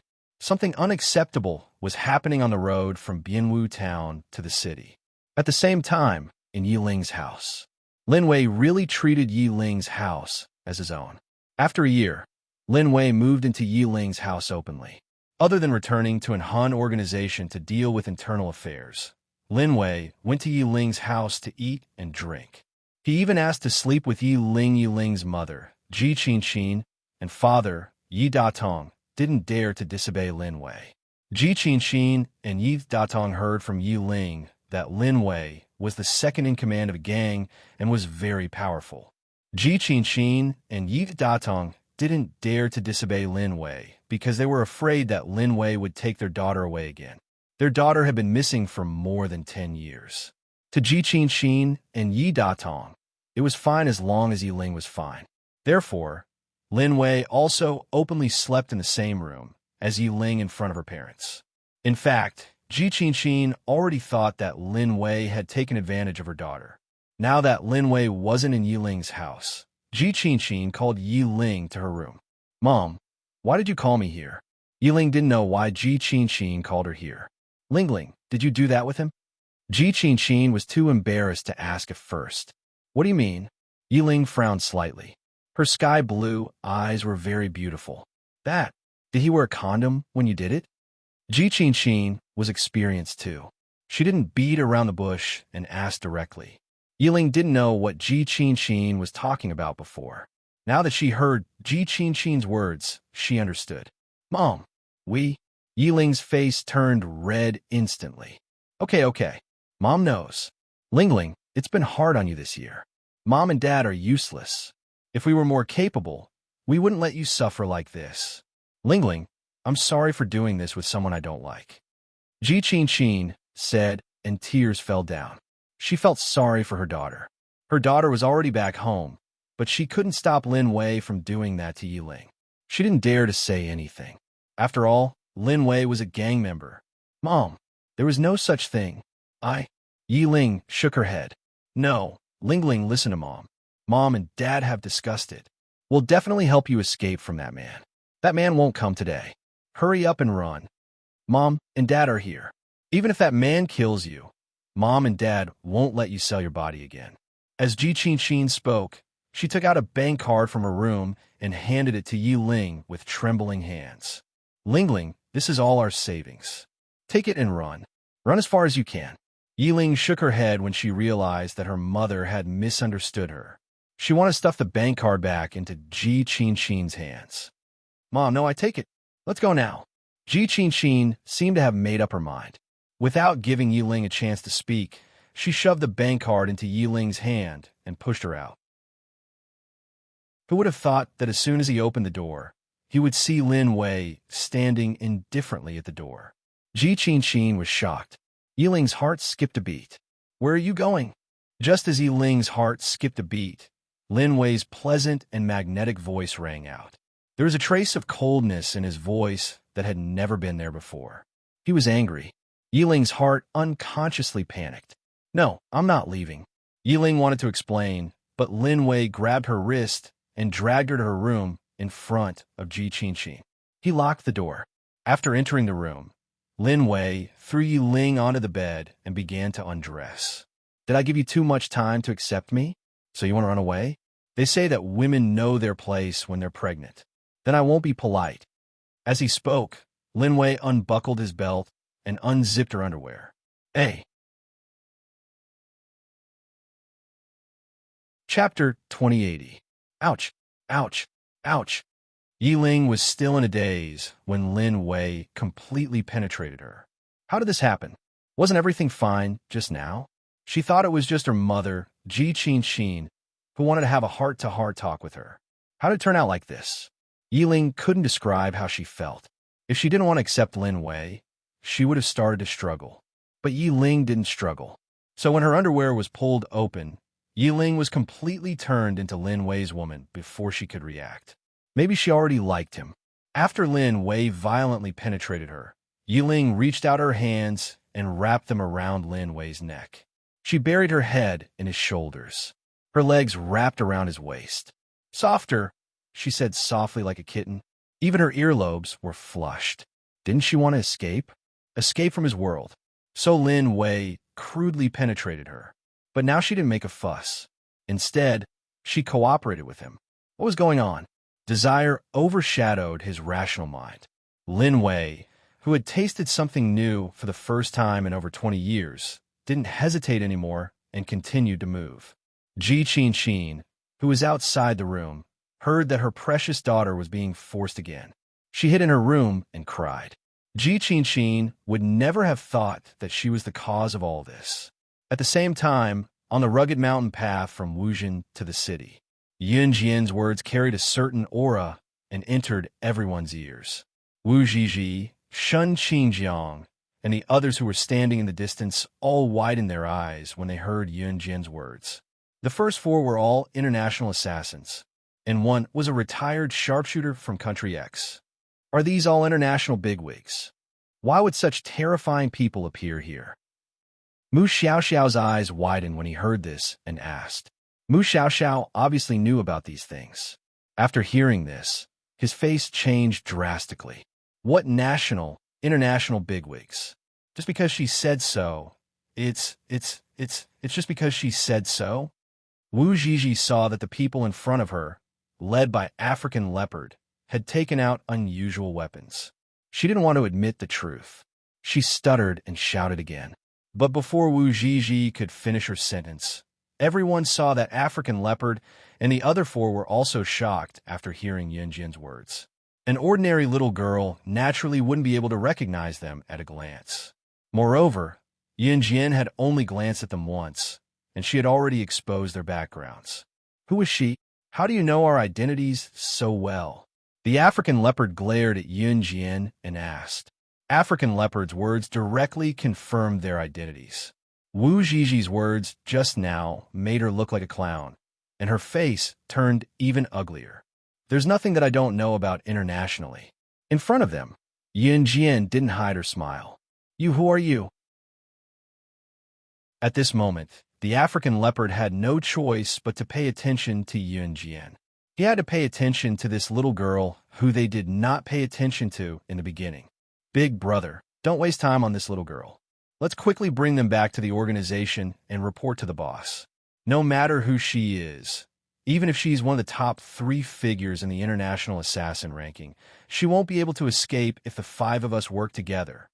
Long Yi, who was ranked 29th in the international assassin ranking, stood beside African Leopard and said to him while wiping his nose, 5 top international assassins against 1 Yun Jian. As long as she wasn't the international legend that made people tremble in fear, she was definitely no match for them. Is that so? Hearing Long Yi's words, Yun Jian's red arc grew deeper in front of Wu Zhizhi and the others. 5 against 1, is it? Do you know anything about the Blood Night incident? Yun Jian continued. Blood Night incident. Hearing Yun Jian's words, the 5 people led by African Leopard were stunned. Of course they knew. Who in the underworld didn't know about the Blood Night incident? The Blood Night incident was the reason why Slaying God, who was ranked first in the international secret agent ranking, became famous. Back then, Slaying God's rise had shocked the world. The top 10 assassins in the international assassin ranking, including the top 10 secret agents in the international secret agent ranking, had joined forces to besiege and kill Slaying God. However, in the end, the top 20 secret agents in the international secret agent assassin world were massacred by Slaying God with her bare hands on that night. She went up against the top 20 secret agents in the international secret agent assassin circle alone. Slaying God won. That was the Blood Night incident. The Blood Night incident back then had shocked the world. Since the top 10 secret agents in the international secret agent and assassin ranking were all dead, it was only natural that other secret agents and assassins would replace them. However, anyone in the circle would see Slaying God as someone they would rather commit suicide than provoke. The Blood Night incident back then was a result of Slaying God taking on more than one person. Now that this little girl mentioned it, what was the meaning behind it? African Leopard and the other 4 panicked for no reason. However, they did not have time to think further. Yun Jian had already smoothed out the red arc on her forehead in front of everyone. Her indifferent side profile was facing African Leopard and the other 4. Her cold voice was like a reenactment of the Blood Night incident, spreading to everyone's hearts and stirring up a wave of fear. It's been 3 years since the Blood Night incident. This is the first time the top assassins have joined forces to attack me again. So, are you ready to die? Hey. Chapter 2081. During the Bloody Night incident, the top 20 assassins on the International Assassin and Secret Agent Leaderboard had joined forces to go against Slaying God, who was not ranked first on the International Secret Agent Leaderboard. It was because Slaying God was too powerful and would pose a threat to them sooner or later. African Leopard and the rest were well aware of that. The 5 of them combined could not be compared to the top 20 assassins on the International Assassin Leaderboard. However, what did Yunjian mean by that? It's been 3 years since the Bloody Night incident. This is the first time the assassins on the leaderboard have joined forces to attack me again. Did Yunjian mean that there were assassins on the leaderboard who had joined forces to attack her before? Furthermore, Yunjian had mentioned the Bloody Night incident. Based on this comparison, could she be the one who had fought the top 20 assassins on the International Secret Agent Leaderboard during the Bloody Night incident? She rose to fame in one battle, causing an uproar in the international circle. Countless business tycoons were terrified when they heard her name. The top assassin on the International Secret Agent Leaderboard. Slaying God? Are you Faye? Are you S from the Bloody Night incident? Before he could finish the word kill, a voice rang out. You could die now. Everyone heard a flat voice that they could not tell if it was happy or sad. Wu Zhizhi, Shun Xingjiang, and the rest could only see the flash of a knife from afar. They could not even see when Yun Jian had attacked. Long Yi, who had wanted to reveal Yun Jian's identity in his panic, had his throat slit by Yun Jian's flying knife. Long Yi was the 29th assassin on the International Secret Agent Leaderboard. He was also the weakest among the 5. Frightened by Yun Jian's skills, the remaining 4, including African Leopard, did not dare to reveal the codename that sent chills down their spines just thinking about it. Long Yi's death did not shock African Leopard and the rest. In their world, the death of a person was a common occurrence. Even if someone who had been with them had died in front of them, African Leopard and the rest would not be too shocked. Wu Zhizhi, on the other hand, was so shocked that she covered her mouth and screamed, dead. Someone's dead. Yun Jian killed someone. Wu Zhizhi's shouting and wrangling immediately attracted the attention of African Leopard and the others. Seeing this, Shun Xingjiang, who had a close relationship with Wu Zhizhi, slapped Wu Zhizhi in front of everyone. Are you trying to get us killed? When Wu Zhizhi saw that her beloved Shun Xingjiang had slapped her in front of everyone, she covered her cheek with her hand and wanted to cry. It's just a clown. Now it's time to settle our score. Yun Jian sneered when she saw African Leopard and the others looking at Wu Zhizhi. It was not to save Wu Zhizhi. Yun Jian had always been clear about kindness and hatred. Even if African Leopard and the others killed Wu Zhizhi in public, it had nothing to do with her. She just didn't want to waste time. What debt? After African Leopard and the others guessed Yun Jian's identity, they were so scared that their faces darkened. At this moment, the tone of his voice was trembling with fear. Reverse Emperor, why did they send you here? Yun Jian asked. There was no answer to his question. You're not going to tell me, are you? Yun Jian took out 2 butterfly knives from both sides of her thighs and twirled them in her palms as she walked toward African Leopard and the others. With the butterfly knives, African Leopard and the others were even more certain of Yun Jian's identity. At this moment, the 4 of them were so scared that their expressions changed drastically. Let the children go first. Just when African Leopard and the others were about to fight to the death, Yun Jian suddenly put away the butterfly knives and said with her arms crossed, in the face of Slaying God, even if they had hostages, they would not be able to survive. African Leopard and the others knew that very well. They won't take the children as hostages, right? The female teacher from afar asked fearfully. The crowd was nervous as well. However, before they could get nervous, African Leopard and the others had already obediently released the 5 kidnapped children. They released the children so quickly that it was as if they were afraid that they would be killed by Yun Jian, who was scarier than a river beast, if they were too late. Seeing that Wu Zhizhi Shun Qingjiang, the principal, the female teacher, Liang Xiaomin, Mu Yu, and the rest were bewildered. Who was this Yun Jian?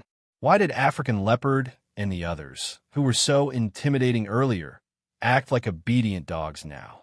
They would do whatever Yun Jian told them to do? Hey.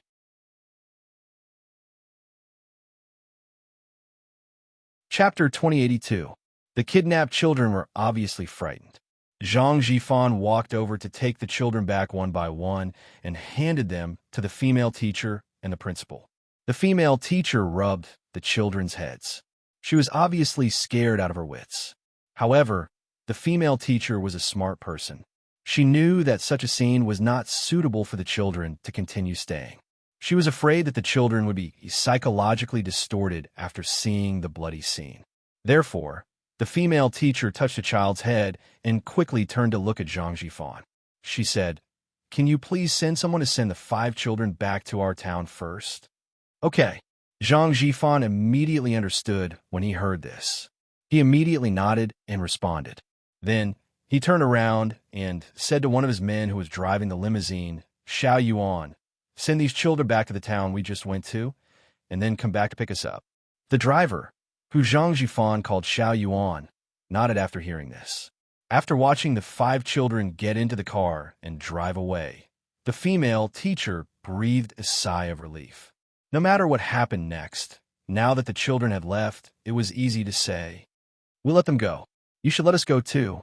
African Leopard, who was not far away, continued to speak to Yun Jian after the 5 children left. Let them go? Just now, the 5 children were in the hands of African Leopard and his group. According to the bad guy's setting, shouldn't he take the 5 children as hostages to threaten Yun Jian and everyone present? Moreover, the people led by African Leopard were killers on the international killer list. All of them had high statuses. But why didn't they take the 5 children as hostages? Instead, they listened to Yun Jian and let them go obediently. That was fine. But one of the 5 was dead. For men actually begged Yun Jian to let them go? Wu Zhizhi, Kai Xingyan, Shun Xingjiang, and the others who were standing in the distance were already in an uproar. Yun Jian was the same as them. They were all ordinary college students. Not to mention that Yun Jian was facing a few top killers from the world this time.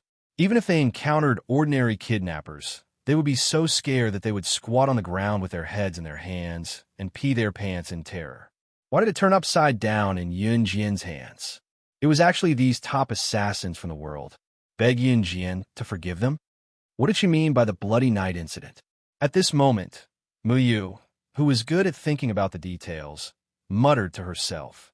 I've never heard of it. Liang Xiaomin heard Mu Yao's muttering and took the opportunity to reply. How could anyone present know about the bloody night incident? However, if they were to ask their father, who was a businessman, they would probably be able to find out what exactly the famous bloody night incident was. At that moment, Yun Jian didn't give the surrounding people a chance to continue talking. She turned her body around to face African Leopard and the other 3. Her cold and indifferent face made African Leopard and the other 3 slightly flustered. Let you go? If you don't tell me why Reverse Emperor sent you here today, do you think you can leave this place alive? Yun Jian glanced at the 4 men, as if she was looking at 4 corpses. There was a strange luster in his eyes, as if he was a king who ruled over life and death. African Leopard and the other 3 men shuddered. Looks like you guys are planning to keep your mouth shut. Yun Jian's eyes flickered. As she spoke, a half-smile appeared on her face, and she extended a hand to Qingyu. You, take out your newly developed poison. There are ready-made white mice here for you to test the efficacy of your newly developed poison for free. Yes. Qingyu took out the poison in front of everyone after listening to Yun Jian. It was a small bottle of liquid solvent. However, when African Leopard and the other 3 heard how Yun Jian addressed Qingyu, their eyes widened in front of Wu Zhizhi and the rest who were far away. In the next second, the 4 men, led by African Leopard, took a few more glances at Qingyu and exclaimed in fear. Are you the world's top poison expert, Lady Poison? Hey! Chapter 2083. If Slaying God, the #1 on the International Secret Agent leaderboard, was a character that struck fear in African Leopard and the rest. However, African Leopard and the rest had never thought that they would meet someone like Slaying God. After all, Slaying God's mystery was no secret in the circle. Qingyu, the Wicked Lady, who followed Slaying God, was closer to the truth than Slaying God. Unlike Slaying God, no one knew who she really looked like. Not only was Qingyu Yunjian's subordinate, but Slaying God would always get Qingyu to do whatever she wanted. Hence, when people heard Qingyu's name internationally, it was as if they had seen Slaying God in person, causing them to break out in cold sweat. Moreover, Qingyu is the world's #1 poison expert. Even if you walked a dozen meters away from her, she would still be able to poison you silently. Even if you died on the spot, no one would be able to find out the cause of death. Therefore, other than Slaying God, Qingyu, the Wicked Lady, was the last person the assassins on the leaderboard wanted to meet. Now, the two terrifying characters that the international assassins and secret agents did not want to meet the most were right in front of them.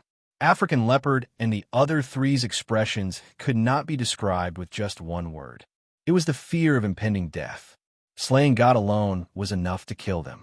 Now, there was the world's #1 poison expert. Will you let us go if we tell you? African Leopard asked Yunjian. Yunjian nodded. Big brother, if we tell you, I'm afraid we won't be able to return to Reverse Emperor. Annihilation Dragon, the #8 assassin on the leaderboard, said to African Leopard after hearing what Yunjian said. It's still better than dying. Reverse Emperor wasn't our home to begin with. Boss only hired us to join Reverse Emperor 2 years ago. Moreover, Boss has assigned us to carry out all kinds of dangerous missions for the past 2 years. Boss must have known that we'd meet them today. Since Boss isn't giving us a way out, why should we stay with Reverse Emperor? Where there's life, there's hope. Reverse Emperor was unkind to us, so why should we be kind to them? African Leopard said, clenching his fists.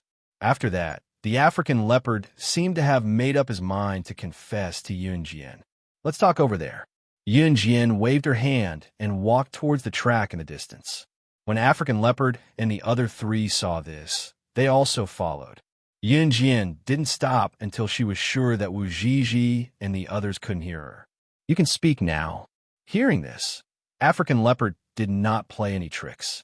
He spoke bluntly and told him everything he knew. Gee, it wasn't until African Leopard and the other three left with Long Yi's corpse in the black van that Wu Zhizhi and the others recovered from their daze. After he left, Wu Zhizhi, Shen Qingjiang, and Kai Xinyuan finally dared to walk over from afar. Liang Xiaomin and Mu Xiao also followed. How dare you kill someone just now? Wu Zhizhi shouted at Yunjian as soon as she walked over. This irrational behavior was very consistent with her identity as a rich family's young miss. Mu Xiao, on the other hand, wisely chose to hold Liang Xiaomin without saying anything or asking anything.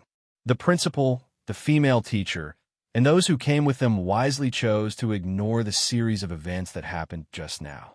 Yunjian ignored Wu Zhizhi while Qingyu looked at the black van. It was only when it disappeared from everyone's sight that Qingyu asked Yunjian, Sister Jian, do you need me to go after them and kill them? Kill them after letting them go? Wu Zhizhi was about to say that Yunjian was ignoring her when she heard Qingyu's question and shut her mouth in fright. Yunjian, who stood beside the group, narrowed her eyes.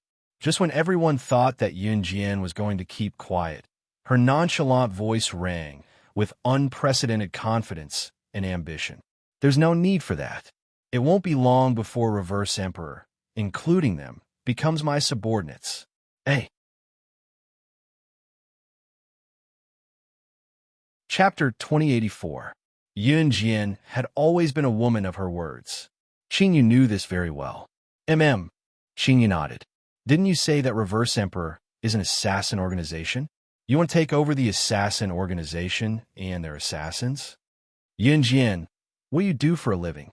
Wu Zhizhi was so dumb that she could not keep her words to herself. Liang Xiaomin and Wu Zhizhi were both young ladies, but Liang Xiaomin was smarter than Wu Zhizhi and knew what to ask and what not to ask.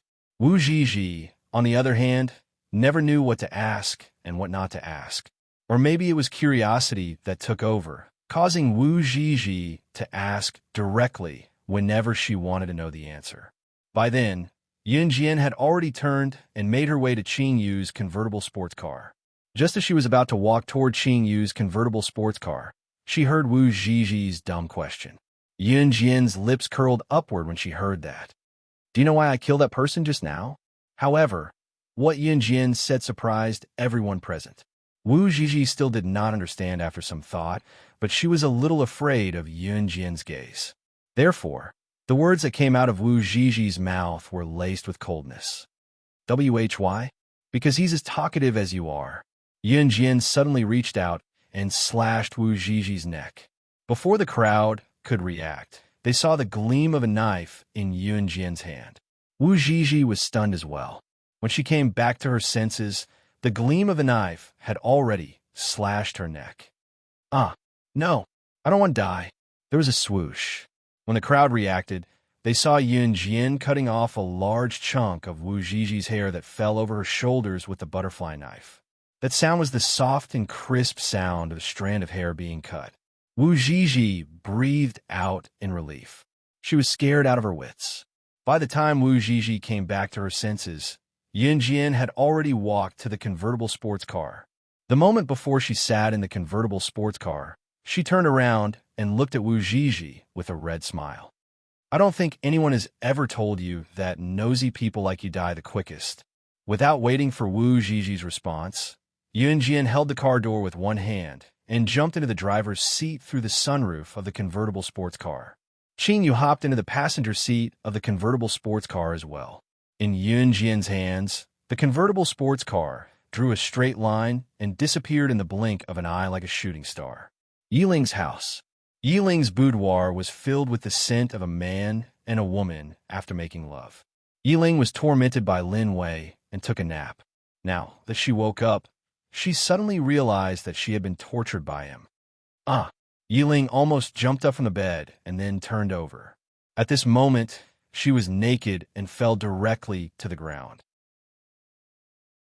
The numbness in her thighs made Yiling prop herself up, but she could not stand properly. However, just as Yiling accidentally fell to the ground, a large hand reached out from the bed to grab her hand and pulled her back onto the bed. Trying to escape, Lin Wei's cold voice rang. It was still the same simple and crude word. Having known Lin Wei for so long, Yiling could tell that he would not say much to her when he was angry. Actually, Lin Wei was used to being a man of few words. He was like that to everyone except for her.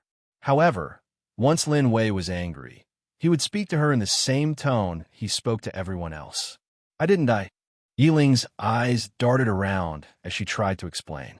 Lin Wei did not listen to Yiling as he lay on top of her. Open the door. Open the door. Don't blame Ling Ling. It's my fault. It's all my fault. Please let my daughter go. Come at me if you want to kill me. Don't hurt Ling Ling. Outside the door, Yiling's mother, Ji Qinxin's voice of despair came. Just as Ji Qinxin finished her words, her daughter's moan of being violated echoed in the house. Oh no, don't do this. Lin Wei penetrated Yiling again, with only a door between them, right in front of her mother. Hey. Chapter 2085. After that, Yiling was tormented by Lin Wei until she couldn't get out of bed. Ji Qinxin kept knocking on the door outside and had to give up in the end. Actually, Yiling's room was equipped with a spare key, but Ji Qinxin didn't dare to open the door. She was afraid to see the despair in her precious daughter's eyes. After Lin Wei finished eating Yiling, he put on his clothes and left the place. But before he left, Lin Wei helped Yiling change into a clean set of clothes. Where are you going? Yiling sat up straight and asked when she saw that Lin Wei was about to leave. I'll pick you up in 3 days. Lin Wei didn't say anything else. He left this sentence and walked out of the door. After opening the door, Lin Wei didn't even look at Ji Qinxin. His tall figure walked out of the Yi family's door in a few steps. After Lin Wei left, Ji Qinxin rushed into the house like a kite with a broken string to see her daughter. Ling Ling, I'll take you away. I'll take you away. I'll take care of you for the rest of your life. will still live without a man. Ji Qinxin thought that Yiling was frightened. She thought that Yiling couldn't accept it, so she rushed over to hug Yiling and take her away. A girl who had lost her virginity would be criticized even if she remarried. Ji Qinxin didn't want her daughter to suffer that. She had lost her daughter for 10 years. She must give her the best in the future. However, before Ji Qinxin could hug Yiling, she thought that Yiling would be in so much pain from being violated by Lin Wei again. Who knew that she would see Yiling's shy and embarrassed face? "Mom, I think I like him." Yiling looked up. Her sky-blue eyes were sparkling. They were exquisite and beautiful, like a doll that had been carefully dressed up. They were so beautiful that it was unrealistic. Ji Qinxin was stunned. Huh, then wasn't everything she did before just messing around? Ji Qinxin was the kind of person who would support her daughter unconditionally as long as she liked it. Ji Qinxin's heart instantly relaxed when she heard that her daughter liked Lin Wei. To be honest, she quite liked Lin Wei, except for the fact that he was domineering. But if her daughter liked him, Lin Wei's domineering attitude would be good. That kind of man was the most loyal. H Province, W City, Wu Town. The 5 children had already been brought back safely. Yun Jian drove the convertible sports car back to Wuzhen first. After that, Zhang Jifan brought the people who had chased after the black van back to Wuzhen. The group of people got out of the car. They were still in a daze from what had just happened. "Sister, we've all heard that you're the one who saved 5 of our classmates and even chased away the bad guys. Thank you." At this time, Xingzi led the 4th, 6th, and 6th grade students to Yunjian. They tied up the bouquet that they had hurriedly gathered together and handed it to Yunjian. The children blinked their innocent eyes, waiting to see Yunjian receive the bouquet. Yunjian raised her eyebrows slightly. Then, she accepted the bouquet of flowers from the children in front of everyone. "It's beautiful." Just because Yunjian said the words "very beautiful," the children laughed happily. Although the smile looked silly, it contained the most innocent smile of a child. Wu Zhizhi dared not speak, due to Yunjian's behavior just now. In spite of it, her eyes were glued to Yunjian as if she wanted to bore a hole through Yunjian with her glare. Just as Wu Zhizhi was glaring at Yunjian, the people around them saw Zhang Jifan, who had put on his suit again, walk to Yunjian and tell Yunjian in public, "Sister Jian, I've already donated 1 billion yuan to CI Xiong organization as per your order in the name of New Cruises Director. I believe that the money will be distributed to the poor mountainous areas in no time. Hopefully, it can bring an improvement to the children's standard of living." Hey. Chapter 2086. Zhang Jifan's words were calm when they left his mouth, but when they reached everyone's ears, it was as simple as asking, "Have you eaten today?" But these simple words gave people a sense of surprise that brought them back to their senses. Wu Zhizhi, who was glaring at Yunjian earlier, froze when she heard the question. New cruise? When the children were abducted by African Bao and the rest, no one thought much about it.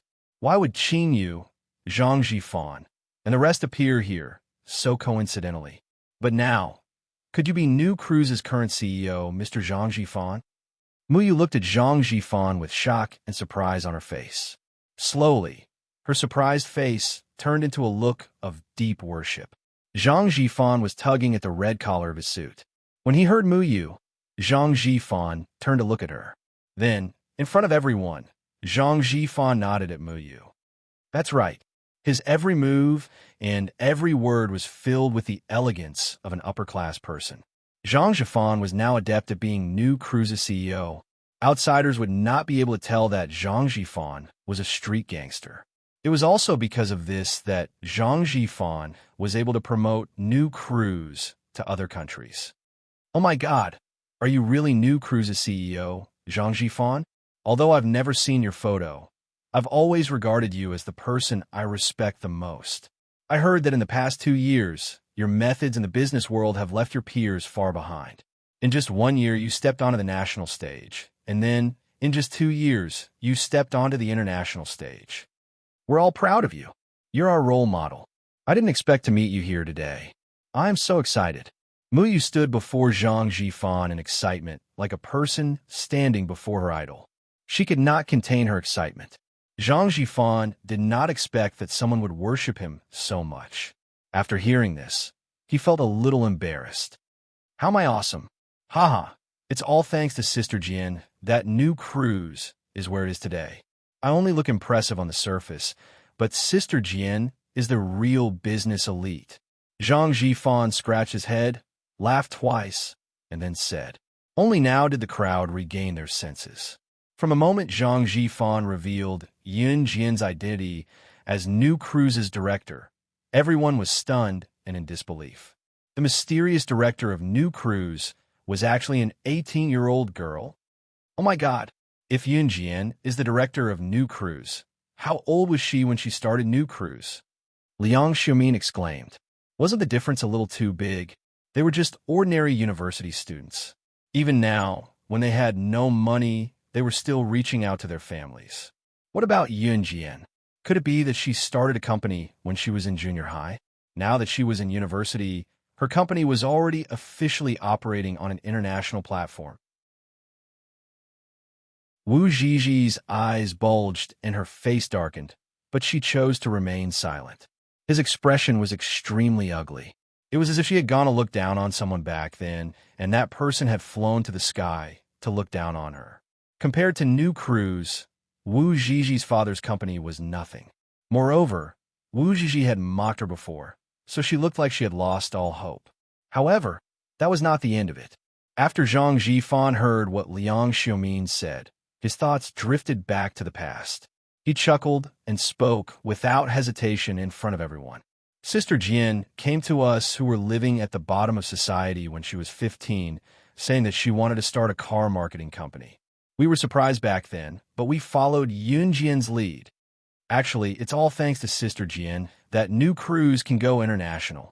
She knows so many top international figures that we can't even count them with our fingers. Most importantly, those people listen to her. See, I used Sister Jian's name to negotiate with those people, and everything went smoothly. There's one thing those people said about Sister Jian the most, and I agree with it a lot. It's that she, Yun Jian, is a legend that will never be defeated. Hey.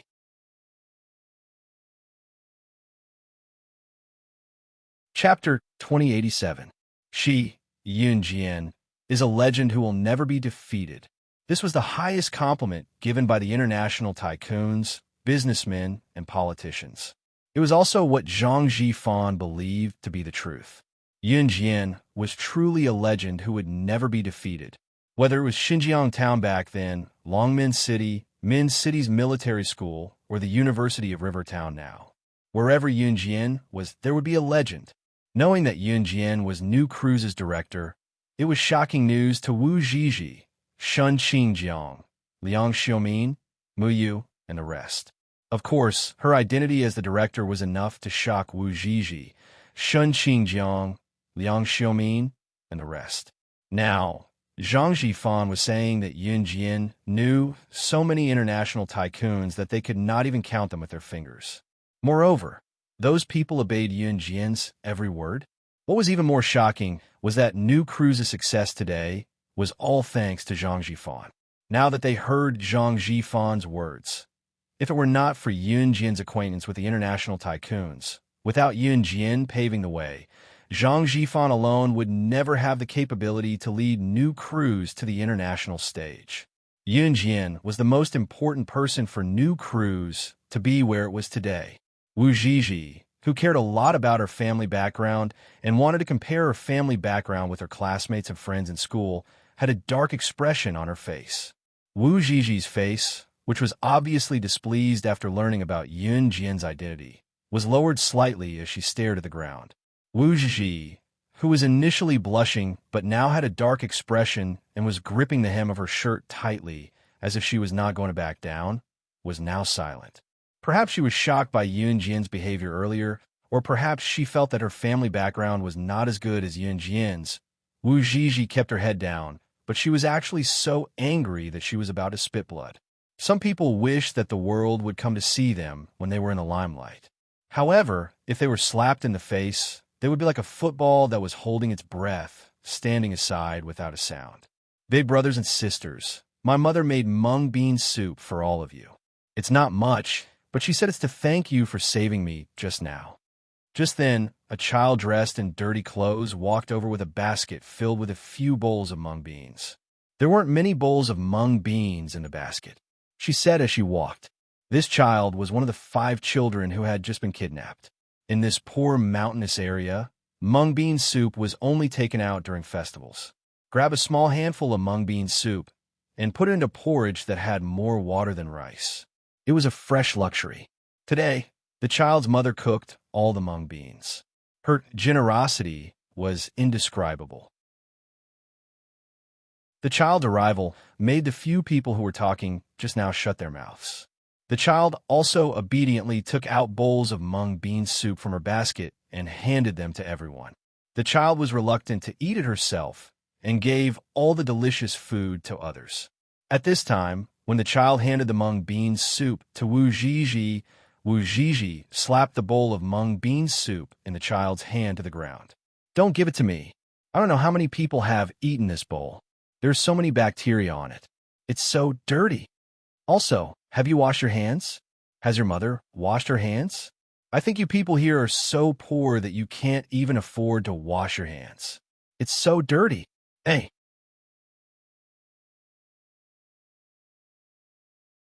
Chapter 2088. Wu Zhizhi was already full of anger, and when the child handed her the mung bean soup, Wu Zhizhi's anger flared up. He really King sent himself to her door to be abused. After Wu Zhizhi smashed the bowl the child handed over, the child stared at the mung bean soup on the floor and licked his lips greedily. Big sister, it's not good to waste food like this. None of your business. Anyway, I won't eat the junk food you give me. It's all germs. I'm such a noble person. How can I eat food like this? Wu Zhizhi yelled at the child. At that moment, Yun Jian, who had been silent all this while, narrowed her eyes slightly. Noble? Yun Jian sneered mockingly. What? Isn't that the case? Wu Zhizhi replied confidently. You should be the one with germs all over your body, Yun Jian suddenly said to Wu Zhizhi. What do you mean? Wu Zhizhi instantly had an ominous feeling after hearing that. In the next second, Yun Jian turned on her phone and pressed on the button twice. Everyone heard the conversation between Shun Qingjiang and another boy from Yun Jian's phone. That conversation made Wu Zhizhi collapse on the spot. Qingjiang, are you really not going to accept treatment? This was the boy who was talking to Shun Qingjiang. Is treatment useful? Anyway, I'm going to King die anyway. If I could drag one down to hell with me, it's one more. Hee, I was King harmed by someone back then. This was what Shun Qingjiang said. How long have you been aware that you have AIDS? Not long. After I Ked Wu Zhizhi and confirmed that she also has AIDS, I'll CK other girls. Even if I die, I'll drag them down with me. Hee, you're really not kind. The girls who met you are really unlucky. I'm not kind. That's because I was forced. CK. I Ked that be TCH Wu Zhizhi so many times. This time, I'll definitely infect her with AIDS. That be TCH didn't ask for a condom when she did it with you. TSK, I was just bluffing a little. Why didn't you obediently let me shoot you in? From the voice that came from Yun Jian's phone, everyone present could naturally tell that the person on the phone was Shun Qingjiang. As for who that boy was, no one cared. The main thing is the breaking news in this phone call. No, impossible. Qingjiang, that's impossible, right? How could you? How could you? Then how could you be me? After hearing this phone call, Wu Zhizhi's head exploded. She looked at Shun Qingjiang in panic and shook her head. She was so scared that her lips instantly turned pale. Hearing this news was even scarier than being frightened by Yun Jian. AIDS can be transmitted through sexual contact, blood, and mother to child. In other words, he had sex with someone who had AIDS. Or some people would go to small places to donate blood. The syringe used to draw blood from an AIDS patient and then draw your blood, which would cause an infection. Or it could be that the mother contracted AIDS and passed it on to the next generation. These were the 3 most common ways of AIDS transmission. And the reason why Wu Zhiji was so scared was because AIDS had a relatively long incubation period after infection. Usually, it would take 7 to 10 years for the infection to occur. After the infection, the survival period would not exceed 2 years. To put it bluntly, contracting AIDS was equivalent to having half a foot in the coffin. There was no doubt that one would die. Even now, there was no cure for AIDS, much less now in 2002. Now is not the time for Wu Zhiji to be calculative about her, and Shun Qingjiang being found out. She looked at Shun Qingjiang and trembled all over. She couldn't have been infected with AIDS, right? Shun Qingjiang suddenly heard the conversation between him and his buddy from Yunjian's phone. He was stunned. When he came back to his senses, he looked at Yunjian with a nonchalant expression. Since I've been found out, then I have nothing to hide. But why do you have the chat records between me and my buddy? Shun Qingjiang was bewildered. Why would Yunjian have the chat records between him and his buddy? Just as he asked this, he saw Yunjian, who was standing in front of him, wave the phone in her hand and say coldly in front of everyone, "I forgot to tell you that I'm a hacker too."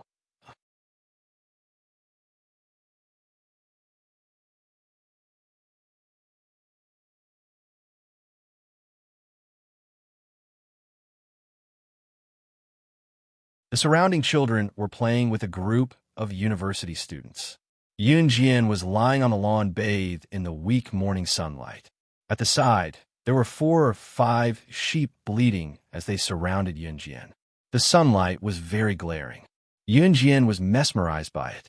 She closed her eyes to feel the weak and glaring rays of the morning sun. Suddenly, a black shadow blocked the glaring sunlight. Yunjian opened her eyes and saw a handsome face. This handsome face had sharp eyebrows, a pair of sharp eyes, and those thin lips. Coupled with his perfect facial features, Yunjian couldn't take her eyes off him. And Yunjian was about to speak when he suddenly bent down and pressed her down on the lawn. His tall body pressed against hers, and he blocked her mouth with his thin lips. There were a few sheep bleating nearby, so Liang Xiaomin, Mu Yao, and the others who were chasing and playing with a group of children didn't notice Si's sudden appearance. They also didn't realize that Si had appeared out of nowhere and pressed Yunjian down on the lawn. It was an action that could easily be misunderstood. After kissing the little mouth that he had been longing for, Si finally let go of Yunjian and bent down to her ear. His handsome face that was infuriating yet infuriatingly handsome wore a mischievous grin. "Xiaojian, you're so beautiful. How I want to become one with you right here, so that you can never leave my sight." Si's words made Yunjian blush. She was about to pinch him. At this moment, a sheep beside him bleated comfortably, "Bah!" Then, the sheep shook its body and pooped out a pile of feces. Si and Yunjian were beside them. The moment they heard the sheep bleat, Si grabbed Yunjian's waist and rolled to the side, avoiding the sheep's poop. Just as they dodged the sheep's poop, a child suddenly saw Si hugging Yunjian's slim waist and rolling on the lawn. The child clapped his hands and exclaimed innocently, Look, Big Brother is hugging Big Sister and rolling around on the lawn. He, it's so fun." His exclamation made everyone around them, including the children and university students from Jiang City, turn to look. Hey!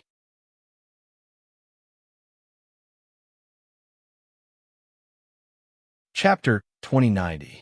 After avoiding that pile of sheep poop, Si and Yunjian were exposed in front of everyone. Si was hugging Yunjian's slender waist and didn't hide himself and Yunjian. Hence, everyone saw Si hugging Yunjian and rolling around on the grass. A few university girls inadvertently caught a glimpse of Si's handsome face and then looked at Si and Yunjian rolling around on the grass in an extremely ambiguous position. They couldn't help but blush. Si, who was discovered, didn't panic at all. On the contrary, he hugged Yunjian and rolled around on the grass before pulling her up. It was as if he hadn't done anything bad just now. Who is this man?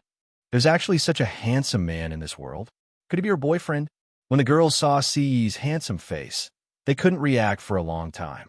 However, Liang Xiaomin and Mu Yao walked over with a few children. Yunjian, your boyfriend actually came all the way here to look for you. You're so lucky. You're not like my boyfriend, who only comes when I pay. Liang Xiumin complained. Liang Xiumin's boyfriend, Jinyu, was a gangster who lived near Jiang City. He had met Liang Xiumin in Jiang City. Jin Yu was one of the people Yun Jian and the others had met at the beach in Zhou Mountain. Jin Yu's boyfriend was considered a weirdo. It was one thing for a grown man to come looking for Liang Xiumin and ask her for travel expenses, but he even brought a group of men and women with him. He even wanted Liang Xiumin to pay for their travel expenses, meals, and even the money for their entertainment. He was a typical gigolo. We're already married. C.E. frowned and explained when he heard Liang Xiumin say that he was Yun Jian's boyfriend. When Liang Xiumin heard that, she chuckled and said, I know. Then, she nudged Yun Jian with her hand and revealed a smile that said, You're so lucky. This time, C didn't take out her marriage certificate or the fake pregnancy test report. Mu Yu, on the other hand, was stunned when she heard Liang Xiumin's words. Then, she asked Liang Xiumin in a daze, Junior, you have a boyfriend? Yeah, what's wrong? Liang Xiumin didn't notice the displeasure in Mu Yao's tone as she replied, Nothing. In a place where no one could see, Mu Xiao clenched her fists and gritted her teeth as she spoke. Yun Jian saw Mu Yao's actions, but she didn't say anything. At this moment, Yun Jian's hand was being held tightly by C.E. At this moment, someone tugged at the hem of her clothes. Yun Jian glanced sideways and saw Lu Ying, who was only as tall as her waist, tugging at her clothes as she stared at her with her large, dark eyes. Before Yun Jian could speak, Lu Ying spoke first. She looked at Yun Jian and then at C.E. and asked, Are big sister and big brother going to have children in the future? Lu Ying really didn't stop until she said something shocking.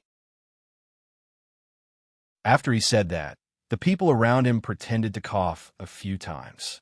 However, Lu Ying really didn't know what was wrong with her words. She just stared at Yun Jian with her large eyes and waited for Yun Jian's reply. Yun Jian blinked.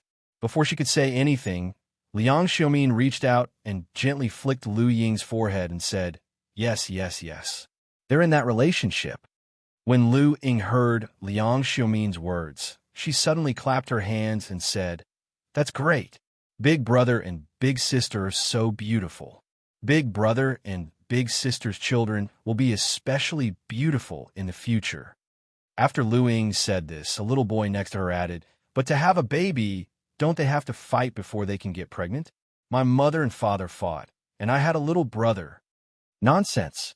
My father said that to have a baby, it's fine as long as they eat and sleep well. There's no need to fight at all. A little girl with 2 ponytails stood out and retorted. But why did Dong Dong from the neighboring village say that as long as you kiss, you'll have children? He also said that boys and girls sitting together in class can get pregnant too. Hey.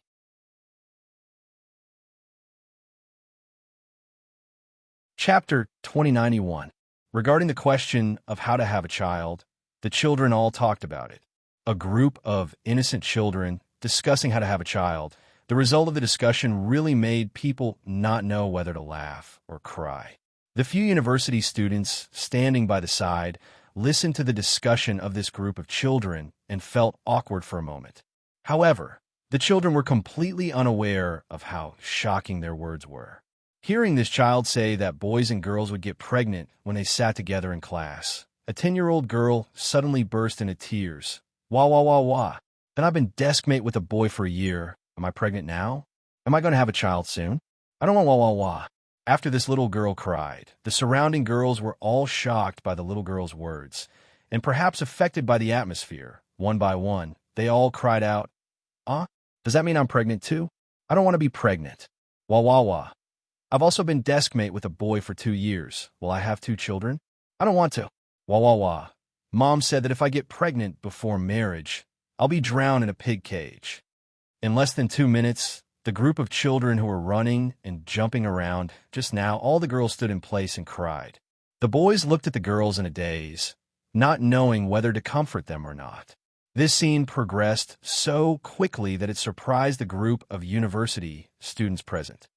Why are they all crying? Liang Xiaomin looked at the scene in front of her in a daze, not knowing what to do. You won't get pregnant. Just when the group of girls was crying and gasping for breath, and the surrounding people didn't know what to do, Yun Jian's voice suddenly sounded. Perhaps this voice had a trace of the majesty of a king. The group of girls instantly stopped crying. Sister, is it true? Lu Ying wiped her tears, raised her head, and looked at Yun Jian with a pair of big black eyes, blinked her eyelashes that were still stained with tears, took 2 deep breaths, and asked, Of course it's true. I never lie.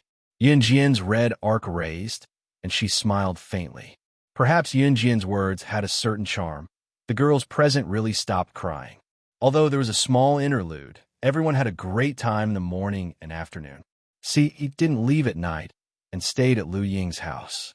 Originally, Liang Xiaomin and Yun Jian slept on the same bed, but Liang Xiaomin consciously slept in the same room as Lu Ying and Lu Shi at night. See, he didn't do anything strange to Yun Jian since they were in someone else's house. They woke up early the next morning for the return journey. Hearing that the big sisters and big brothers were leaving, the children were already awake when the sun was still up. Putting on the big cotton-padded jackets they bought with New Cruise's donation, they stood by the road in Wu Town to bid farewell to Yun Jian and her friends. The children's thin bodies were no longer cold, and they were no longer wearing thin clothes that were as thin as if they were naked. Although the children didn't know how they got pregnant, they knew that it was all thanks to Yun Jian that they were able to wear the big cotton-padded jackets, new school bags, new textbooks, and new stationery. Sister, will you come back to see us again? The children stood on the muddy road that led to the city in Wu Town, their little eyes staring at Yun Jian, their eyes filled with longing. Yes. Yun Jian nodded as she looked at the stars in the children's eyes. Sister, you said that Mommy will come back, right? Lu Ying couldn't bear to see Yun Jian leave, so she hugged her brother tightly and stared at Yun Jian with her little eyes. Yun Jian was silent for 2 seconds before replying Lu Ying. Yes. She didn't know if Lu Ying's mother would come back, but she knew that she couldn't let a child's longing for their mother die. Sister, thank you. As Lu Ying spoke, she seemed to have recalled something. She took out a wrinkled old photo and handed it to Yun Jian with trembling hands. Sister, this is the only photo of Mommy that I have. I'm giving it to you. Sister, you don't have to look for Mommy on purpose. Just help me tell Mommy if you accidentally see her. Ying isn't Mommy's burden anymore. Ying can take care of little brother and grandma. Ying doesn't need Mommy to take care of us. But Ying misses Mommy. Little brother misses Mommy too. He wants Mommy to come home and see Ying. Sister, can I? Hey.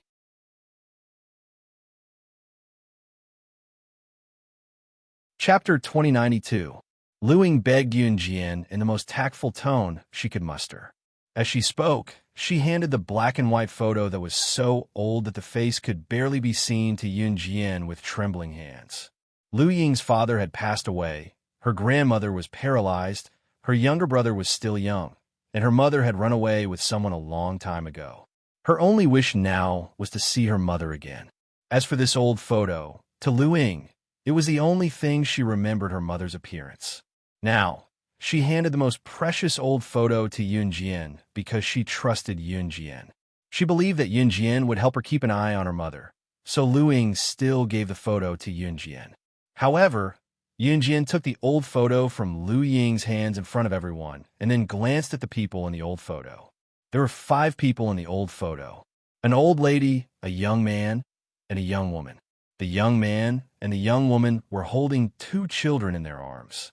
It was not difficult to tell that the young man and young woman were Lu Ying's father and mother. The young man and young woman in the photo were smiling brightly. The man was handsome, and the woman was beautiful. Both of their faces were filled with happiness. Although the photo was old, Lu Ying had kept it very well. This was probably the best memory of Lu Ying's life. Yun Jian glanced at the young woman in the photo and returned the photo to Lu Ying. Lu Ying took the photo that Yun Jian returned to her in a daze. She was pleasantly surprised and disappointed. She was pleasantly surprised because the photo was back in her hands. Lu Ying would look at the photo every night and think of her mother's arms when she fell asleep. Now that she had given the photo to Yun Jian, It meant that Lu Ying's only spiritual support was gone. She was disappointed because her sister also had her own life. It was only right for her to return the photo to her and not help her convey these words when she saw her mother. Her small eyes rolled around twice. Lu Ying could not help but tear up. "Mom, where are you? Ying and her brother can be good. Ying can go and earn money for you to spend, as long as you come back and return to Ying and her brother's side." All of this made Lu Ying feel despair. She knew that her mother had left for so long because she did not want her and her brother anymore. Is there no hope left? Just as Lu Ying lowered her head dejectedly and tears fell from the corners of her eyes, a hand touched her head. Lu Ying was shocked. She raised her head and saw Yun Jian's exquisite and beautiful face. "I've already memorized your mother's appearance. Now, tell me your mother's name, and I'll help you find her." Yun Jian's words were like an arm reaching out for Lu Ying in a desperate situation, causing the 11-year-old child to burst into tears instantly. "Thank you, elder sister. Thank you, elder sister." Lu Ying bowed to Yun Jian several times. She almost knelt down to Yun Jian. Lu Ying then told Yun Jian her mother's name and age. As soon as he finished speaking, the bus driver sent by the school began to urge the university students from Jiangxing City to board the bus and return to school. He also took the school bus back to Jiangxing City with Yun Jian. Wu Zhizhi and Shun Qingjiang had left first, so there was an empty seat on the bus. There was no harm in having C.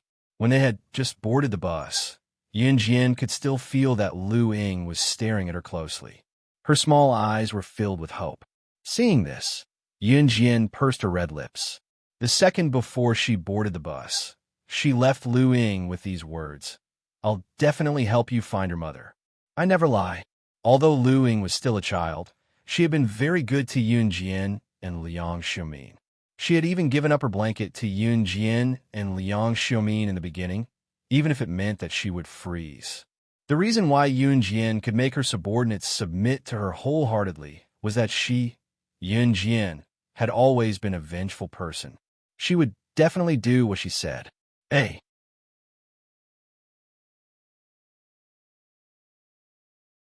Chapter 2093. Yun Jian's words gave Lu Ying hope. It had been a long time since anyone had been so nice to her. Lu Ying had an indescribable feeling. In the end, the bus drove away under the gaze of Lu Ying and the rest. Yun Jian, who was sitting in the bus, saw Lu Ying and her brother Lu Shi chasing the bus for a long distance through the mirror. The siblings could not catch up with the bus until they reached a rugged mountain road. Lu Ying and Lu Shi's gazes carried a trace of pleading. At this moment, an 11-year-old and a 9-year-old had placed all their hopes and future on Yun Jian. They hoped that in the near future, their mother would hear their pleas and come home. The bus took the group back the way it came. The bus drove very slowly. Yun Jian narrowed her eyes. At the entrance of Wuzhen Town, she saw the two old ruffians who had tried to stop Yun Jian and Liang Xiumin in the bamboo forest. The two old ruffians were limping. Although they survived, it seemed like they would have to limp for the rest of their lives. Of course, this was their retribution. Yun Jian did not expect the two old ruffians to survive. In spite of it, Yun Jian was no longer interested in how the two old ruffians managed to survive. After the bus left Wuzhen Town and drove into the city, Yun Jian directly sent the information of Lu Ying's mother to the Kosha Mercenaries Intelligence Group. It was already evening when they returned to Jiangxing. The next morning, Ce returned to an Han organization. The next afternoon, Yun Jian and Zhu Huili had lunch in the cafeteria. While they were eating, her phone suddenly received a message. She took it out and saw that it was from Dian Yi. The content of the message was very simple. She had found the whereabouts of Lu Ying's mother. After lunch, Yun Jian stuffed her phone in her pocket and told Zhu Huili that she would be taking 3 days off. Zhu Huili responded. She wasn't surprised by this at all. After calling her homeroom teacher, Miss Yu, to tell her that she wanted to take 3 days off, Yun Jian walked towards the school gate. Last time, Miss Yu had promised her that as long as she went to the countryside to teach, she could ask for leave whenever she wanted. Miss Yu didn't go back on her word. Hey, President, you're finally back. We've been waiting for you for the past 2 days. When he reached the school gate, he bumped into Zhou Huntao from the martial arts club. When Zhou Huntao saw Yuan Jian, he hurriedly stopped and greeted his brothers before speaking to Yuan Jian. Zhou Huntao's brothers were obviously stunned. Could it be that this girl was the legendary new president of the martial arts club? In the next second, Yuan Jian's words confirmed their thoughts. And I'll take 3 days off. Tell Mo Buffon to continue supervising the training of the members of the club while I'm away. After I return, I'll test the progress of the members of the club one by one. The martial arts competition was just around the corner, and it all depended on one's willpower. Zhou Huntao nodded at Yuan Jian's words. After she finished speaking, she walked out of the school. Seeing that Yuan Jian had walked far away, one of Zhou Huntao's brothers asked Zhou Huntao, "Huntao, is this the new president of your martial arts club?" At first, Zhou Huntao's brothers couldn't believe it. That girl was the legendary new president of the martial arts club, Yuan Jian, who had directly charged into Dragon City University's martial arts club and beaten up Rewritten. They thought that Yuan Jian would grow up to look like a tough girl with a rough and fierce body. But she was too king beautiful. However, in front of his brothers, Zhou Huntao proudly and confidently said, "That's right, she's the new president of our martial arts club. With her, we'll definitely get first place in this year's martial art competition." Hey!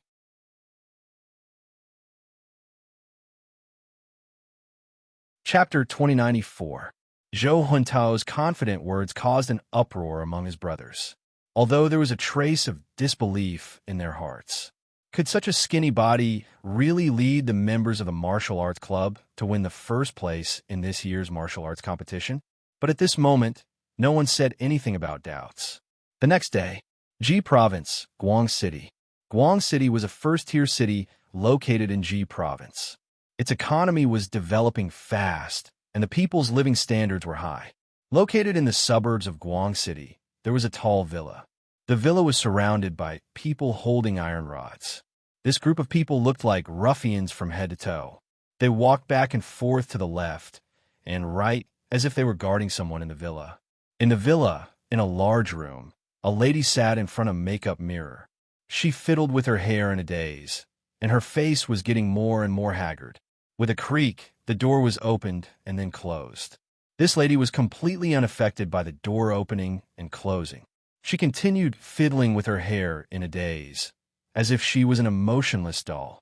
It wasn't until the door was closed and locked that the lady was awakened from her reverie by the sound of a woman's voice, which was as pleasant as the sound of nature. "You abandoned your family and children, leaving your son and daughter to live a life worse than pigs and dogs in the poor mountainous area. Wang Suifan, have you ever felt the slightest bit of remorse?" The person who came was Yuan Jian, and Wang Suifan was the mother who abandoned Lu Ying and Lu Shi. When Wang Suifan heard Yuan Jian's words, she suddenly stood up from the bench in front of the makeup table. She turned around and stared at Yuan Jian in shock. "Who are you? How do you know about Ying and Xiao Shi? This place is heavily guarded, and there are people guarding the door. How did you get in? And how are Ying and Xiao Shi now?" Lu Ying and Lu Shi's mother, Wang Suifan, married the boss of F Province's largest underground gang, Hong Tiniu. A woman who abandoned her family and children was the most disgusting existence in the world. But when Wang Suifan heard about Lu Ying and Lu Shi, she looked worried. "You don't need to know who I am. You just need to know that your children are not living well," Yuan Jian said.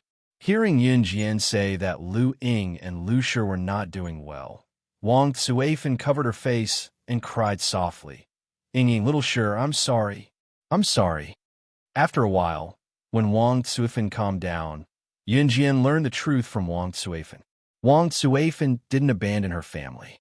A few years ago, when Wang Suifan and her husband entered the city, they accidentally met the boss of the biggest underground gang in Ji Province, Hong Tiniu. Wang Suifan was beautiful. Even now, her beauty had not been worn down by time. At that time, Hong Tiniu had used his authority to forcefully take Wang Suifan away. Wang Suifan and her husband were afraid that Hong Tiniu would hurt their child, So they lied to Lu Ying and Lu Shi that Wang Suifan had run away with another man. Even their grandmother did not know the truth. After all, with Hong Tinyu's power, if ordinary families like them wanted to forcefully go against him, they might not even be able to keep their lives. Wang Suifan thought she would never be able to go back in this lifetime. However, Hong Tinyu knew that Wang Suifan's heart was not here, so he had been locking Wang Suifan in the villa for many years, not allowing her to take half a step out of the villa. When she heard that Lu Ying and Lu Shi's father had passed away in an accident, Wang Suifan's face was lifeless, and her tears could not stop flowing. "Don't cry, come with me." Yun Jian saw the situation and said, "Go? No, I can't go. Young lady, I'm already very grateful that you told me what happened at home. I can't implicate you. Hong Tinyu is a ruthless person. I don't know how many people have died in his hands. I'm afraid." Wang Suifan was afraid that she would implicate Yun Jian, so she shook her head in pain. Yun Jian's eyebrows, which had just calmed down, suddenly raised slightly. Before Wang Suifan could finish speaking, she suddenly smiled. "Looks like you have to leave, even if you don't want to." When Wang Suifan heard that, she didn't know what she meant. In the next second, there were footsteps and shouts outside the door. Quick, go to Madam's room. Someone has broken into Madam's room." Not long after, a tall and strong middle-aged man with average looks kicked open the door. Seeing that Yun Jian had no intention of hiding and was standing there openly, the middle-aged man glared at Yun Jian and threatened. "Young lady, you've got guts. How dare you break into my Hong Tinyu's room? Do you not want to be in the underworld anymore?" The middle-aged man who had rushed into the room with a group of brothers was the boss of Ji Province's biggest gang, Hong Tinyu. Ji Province was the same as Zhe Province. They were both provinces. Hong Tinyu was the boss of Ji Province's gang. On a certain level, he was on the same level as Yun Jian, who was a Russian. When he saw Yun Jian's face clearly, he saw that Yun Jian was only an 18-year-old girl. Hong Tinyu sneered and said, "Young lady, you're so young, but you've got some skills. You can actually avoid all the surveillance cameras and my brothers. But no matter who you are, you're going to die here today." As the boss of a province's gang, Hong Tinyu's aura was naturally strong. "No, it's my fault. I was too bored. That's why I called her here. Let her go. Wang Suifan quickly stood in front of Yun Jian and said to Hong Tinyu. Hong Tinyu obviously wouldn't let Yun Jian die just like that. The way these beasts dealt with beautiful young ladies was usually to gang rape them before killing them. Wang Suifan was so scared that her face turned ashen. Just as the men behind Hong Tinyu were smirking at Yun Jian's pretty face and alluring figure, thinking that Yun Jian was already theirs, the men behind Hong Tinyu smirked. Yun Jian grabbed Wang Suifan's collar and pulled her away. After that, Yun Jian stared straight at Hong Tinyu in front of everyone. Her aura that was not inferior to Hong Tinyu's was on full display as she curled her lips into a smirk and said something that left everyone dumbfounded. "Is this how the Tiango gang of Province Ji receives me, the Rakshasa from Russia? Or Ji Province's Tiango gang is going to officially declare war on Zhe Province's Falcon Hall? Hey!"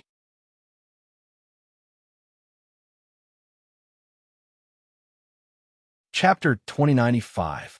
Facing Hong Tinyu, the leader of the #1 gang in Province Ji, and his underlings. Yun Jian, who was only 18 years old, did not show any hint of fear or trepidation. On the contrary, she looked straight into Hong Tinyu's eyes and said those words in front of everyone without any fear.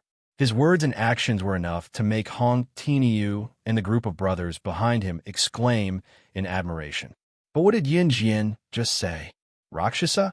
Zhe Province's Falcon Hall? Wasn't Rakshasa of Zhe Province's Falcon Hall the terrifying woman who took over a small gang in Zhe Province and developed it into the #1 gang in Zhe Province in the shortest time possible? It was said that the woman's ability was invincible. Moreover, although Falcon Hall was a gang in the same province as many other gangs, Falcon Hall's ability was much more powerful than the gangs in other provinces. At least now, the gangs in other provinces would take a detour when they heard about Falcon Hall. They would rather take a long detour than fight with Falcon Hall. That was because Falcon Hall's ability was too strong. There were even rumors that Rakshasa would lead Falcon Hall to become the leader of the underground gangs in Country Z sooner or later. But today, an 18-year-old girl stood in front of everyone and called herself Rakshasa, the boss of Falcon Hall. Rakshasa founded Falcon Hall 3 years ago. You weren't even 15 years old 3 years ago, right? Are you going to say that you founded Falcon Hall when you were 15? What a joke. Big brother, this girl is obviously bluffing. Wait until we catch this girl and let our brothers take turns to enjoy her. Then we'll know if she's an imposter or not. He. The middle-aged man standing next to Hong Tiniu rubbed his hands together and smiled. He squinted his eyes and gestured at Yun Jian's voluptuous breasts from 5 to 6 meters away. This perverted middle-aged man even gestured as if he was grabbing Yun Jian's breasts. Of course, the middle-aged man squinted his eyes and fantasized about it from 5 to 6 meters away. In reality, he was not even 1 meter away from Yun Jian. It was me who had nothing to do, so I called her to my room to chat with me. She didn't do anything. Let her go. Wang Suifan was so scared that she lost her composure. She was scared because she was afraid that Yun Jian would be ruined by Hong Tiniu and his group of scum. It wasn't like such a thing had never happened before. When Wang Suifan first arrived here, she had met a young lady. At that time, the girl was about Yun Jian's age. She got along well with Wang Suifan. Later, when she heard about Wang Suifan's background, she planned an escape for her. In the end, Wang Suifan and the little girl were caught. The little girl had been gang-raped to death by Hong Tiniu's group of scum because she had protected Wang Suifan's escape. Wang Suifan had seen the little girl die with her own eyes. She would never forget this pain for the rest of her life. Therefore, at this moment, Wang Suifan was afraid that Yun Jian would be killed by her. Moreover, he had died in such a humiliating manner. Since then, the number of guards guarding Wang Suifan in the villa increased. "Oh, madam, why are you in such a hurry?" Not only did this little brat cover for your escape, she even pretended to be the boss of Falcon Hall, Rakshasa. Just based on these 2 points alone, how could we let her go? That vulgar middle-aged man rubbed his hands and looked at Yun Jian. His saliva was about to drip from the side of his mouth. "Speaking of which, madam, you can only blame yourself for this. You said that we gang-raped that little girl to death because of you. Today, we don't know where you found this little girl from. Aren't you asking us to make a move on her?" As the vulgar middle-aged man spoke, he had already walked towards Yun Jian. At that moment, Yun Jian's eyes darkened. She, who had been silent earlier, suddenly spoke up. "You guys once killed a little girl who was about my age?" Little brat, the word kill doesn't sound good. That little girl was too weak to stand up to the wind. After we took turns king her a few times, she died. Who can you blame? But don't worry, little brat. You're so beautiful. We can't bear to let you die. The vulgar middle-aged man had already walked within 3 meters of Yun Jian and was speaking vulgarly in front of everyone. However, just as he stepped within 3 meters of Yun Jian, a gunshot rang out. Unknowingly, Yun Jian was holding a silver pistol in her hand. The gun in her hand was so fast that before anyone could react, the bullet had already shot out and pierced through the vulgar middle-aged man's head. A second before the middle-aged man's eyes widened and he lost consciousness, Yun Jian spoke in front of Hong Tiniu and everyone else with an indifferent expression. "Since you can't bear to let me die, then I'll have to trouble you to die."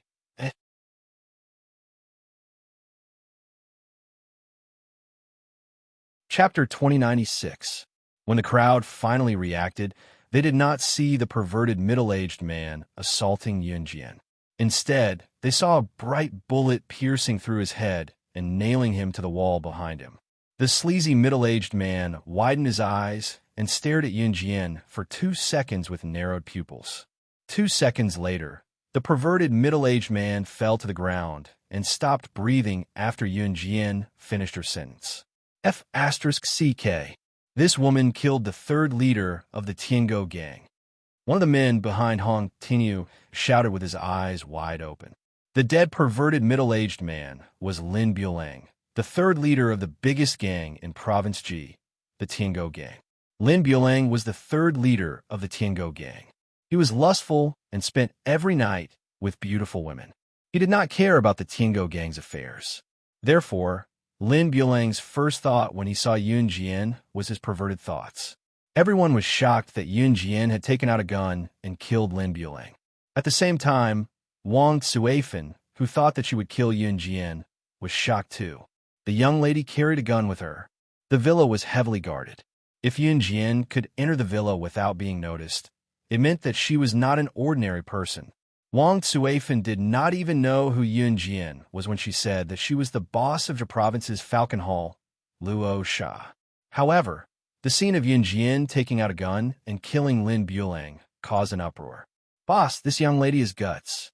She dared to kill the third leader in front of you. Brothers, let's kill her." A man standing behind Hong Tiniu smiled happily when he saw Lin Buelang dead. However, he pretended to be furious that Lin Buelang was killed by Yun Jian. The man was Song Qing, who was promoted by Hong Tiniu after the Tiango Gang became the biggest gang in Province G. Other than the boss Hong Tiniu, there were also the second and third leaders in the Tiango Gang. Now that Lin Buelang, the third leader, was dead, Song Qing, who had always been dissatisfied with Lin Buelang's beauty, was surprised and delighted. Another reason was that once the third master Lin Buelang died, the position of the third master would be reselect. He, Song Qing, was determined to win this position. Song Qing was thinking of rushing forward to kill Yun Jian before Lin Buelang died. That way, he would be able to increase his chances of competing for the position of the third master in the future. Hong Tiniu narrowed his eyes and waved his hand at Song Qing, signaling him to stop. Then he fixed his gaze on Yun Jian. "Falcon Hall's boss Rakshasa? Do you know the consequences of impersonating Falcon Hall's boss, Rakshasa?" Hong Tiniu was a smart man. He tried to test Yun Jian. He didn't have any real ability or an imposing aura when he faced problems. He was making a fuss over the death of a member of his own sect. How could such a person become the leader of the biggest gang in G province? I don't want to know the consequences. I only know one thing. Today, I will take Wang Tsuifan and leave. Anyone who stands in my way will die. Yun Jian looked straight into Hong Tiniu's eyes fearlessly as he said those words. "Huh, you said you want to take my Tsuifan away? Then today, even if you're a Rakshasa, you won't be able to leave this place." Hong Tiniu's face changed when he heard that Yun Jian wanted to take Wang Tsuifan away.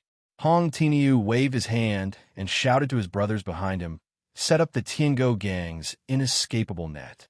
Even if she is Rakshasa, she won't be able to escape today." The Tiango Gang's inescapable net was well known throughout the country. It was said that none of the members of the underworld who fought against the Tiango Gang had ever escaped from the Tiango Gang's inescapable net. Wang Tsuifan's face turned pale when she heard that Hong Tiniu wanted to escape from the inescapable net. Who hadn't heard of the Tiango Gang's inescapable net? It was a move that specialized in capturing the strong. Inescapable net? Yun Jian narrowed her eyes when she heard that. She suddenly put away her pistol and stood there empty-handed. She raised her eyebrows and looked at Hong Tiniu. "I've never heard of the Tiango Gang's inescapable net, but the inescapable net that you speak of that is capable of trapping me, I would like to give it a try, eh?"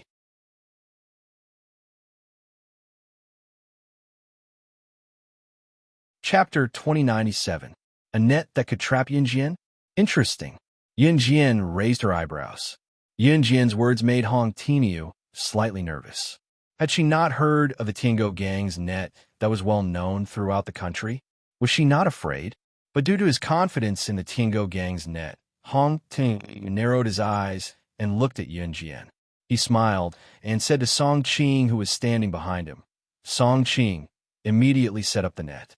Today, I want her to be unable to escape." The net that Hong Tiniu spoke of was actually to wear down the opponent's stamina. When the opponent's strength could not keep up, the net would capture the opponent in one fell swoop. There would be a time when everyone would run out of stamina. For example, let's say you fought with someone. The first time you won, You immediately fought with another person after you won. At this time, your stamina would have been depleted from the first fight. Hence, when you fought with the second person, your stamina would be at a disadvantage. If you won against the second person, you would continue to fight with the third and fourth person. Then, when your stamina was depleted, even if the opponent was a child, they would be able to stab you to death. This was the true face of Hong Tianyu's Tiango Gang's net. And Hong Tianyu was not stupid. Compared to many people before him, he was much smarter. If one thought that Hong Tianyu only found ordinary people, then one would be gravely mistaken. Hong Tianyu could afford to hire a high-level assassin, but he used this sum of money to hire over 100 low-level assassins from around the world. With over 100 low-level assassins working together to deal with one person, no matter how strong that person was, there would be a time when their stamina would be depleted. Hong Tianyu's net referred to the 100 low-level assassins that he hired over a long period of time to deal with one person. This was the Tiango Gang's biggest trump card. Hearing Hong Tianyu's words, Yunjian's eyes narrowed even more. Hong Tianyu, you can't do this to her. If you dare to do this to her, I'll kill myself. I'll commit suicide for you to see. Wang Tsuifan panicked. She didn't want to see another tragedy happen. Stealing her heart, Wang Tsuifan rushed to the side and smashed a vase in the room. She picked up the broken pieces of the vase and stuck them to her neck. Let her go. I'll stay, or I'll die in front of you right now. Wang Tsuifan stretched her hand that was holding the broken vase towards her neck. Tsuifan, you... Seeing this, Hong Tianyu sighed. Hong Tianyu truly liked Wang Tsuifan. Otherwise, he wouldn't have used his power to threaten Wang Tsuifan after falling in love with her at first sight. If Hong Tianyu didn't truly like Wang Tsuifan, after getting Wang Tsuifan, he should have lost interest in Wang Tsuifan long ago. Who cared if she left or stayed? But why did he order people to protect Wang Tsuifan? He was afraid that Wang Tsuifan would leave him. Tsuifan, put it down. Put it down, and I'll let her go. Hong Tianyu was afraid that Wang Tsuifan would really take things too hard, so he spoke softly. When I leave, I'll take her with me. Unexpectedly, Yunjian walked up to Wang Tsuifan in a few steps. She took the broken vase from Wang Tsuifan's hand and threw it far away. Moreover, I really want to see the legendary inescapable net of the Tiango Gang. As she spoke, Yunjian turned around and looked at Hong Tianyu and the others. Her cold lips curled up, and she smiled faintly. A strange look flashed through her eyes, causing Hong Tianyu and the others to panic for no reason. Tsuifan begged for your life, but you don't appreciate it. Don't blame me for what happens next. Hong Tianyu clenched his fists and said when he heard Yunjian's tone that she was determined to take Wang Tsuifan away. Boss, the inescapable net has been set up. At this moment, Songqing walked in from outside and whispered into Hong Tianyu's ear. Hearing this, Hong Tianyu laughed at Yunjian. Then I'll let you experience the power of the Tiango Gang's inescapable net. Even if you're the boss of Zhe Province's Falcon Hall, Luosha, unless you have an impenetrable body, how can you deal with the inescapable net formed by 100 low-level assassins of the Tiango Gang? Hong Tianyu's words made Yunjian squint her eyes.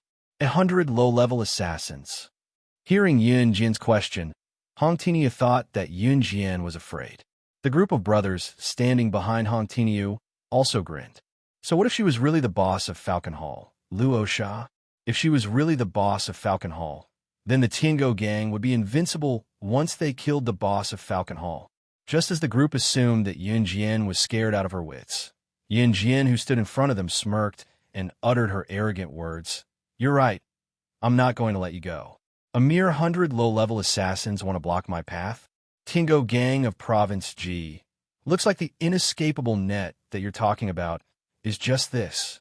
Hey.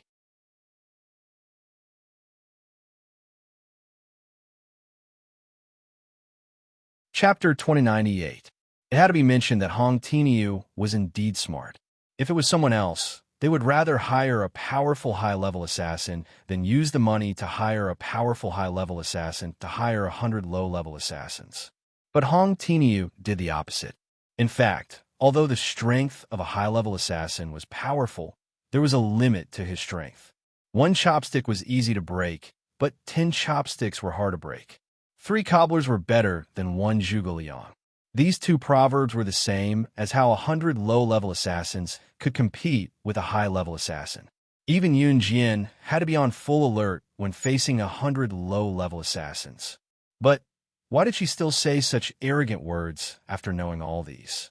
Yun Jian's words were not for anything else, but because she wanted to challenge herself. Perhaps others would think that she, Yun Jian, was powerful enough to reach this stage.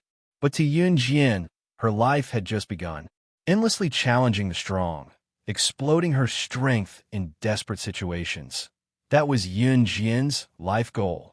What she wanted was to have a fight to the death with those 100 low-level assassins. Sure enough, Hong Tianyu was quickly enraged. He rage kill, set up an inescapable net, and kill her. After saying that, more than 10 masked assassins rushed in from outside the door, leading the vanguard to surround Yun Jian in a circle from different angles. Yun Jian pushed Wang Zuifan away. Surrounded by more than 10 masked assassins, she fearlessly took out 2 butterfly knives from her thighs and held them in her hands. These 2 butterfly knives were given to her by Mu Ying. Holding the 2 butterfly knives in her hands, she gently raised a red arc. Then, let me try and see if the 100 low-level assassins are stronger, or if I'm stronger. After her rebirth, she had almost retired from the assassin and agent circle. It had been almost 3 years since she had accepted a mission from the assassin and agent website. Today, the 100 low-level assassins surrounding her reminded her of the past. Seeing Yun Jian holding the 2 butterfly knives in her hands, the low-level assassins who rushed and were slightly stunned. Their pupils constricted, as if they thought of a terrifying person who also used butterfly knives. In spite of it, a dozen low-level assassins charged toward Yun Jian with their weapons in hand. Kill her. In Hong Tianyu's words, kill her directly. Under the watchful eyes of the crowd, the assassins held their weapons and rushed towards Yun Jian. Yun Jian, who was supposed to be panicking and looking at the assassins around her, only indifferently turned the butterfly knives so that the blades were below her and held the hilts.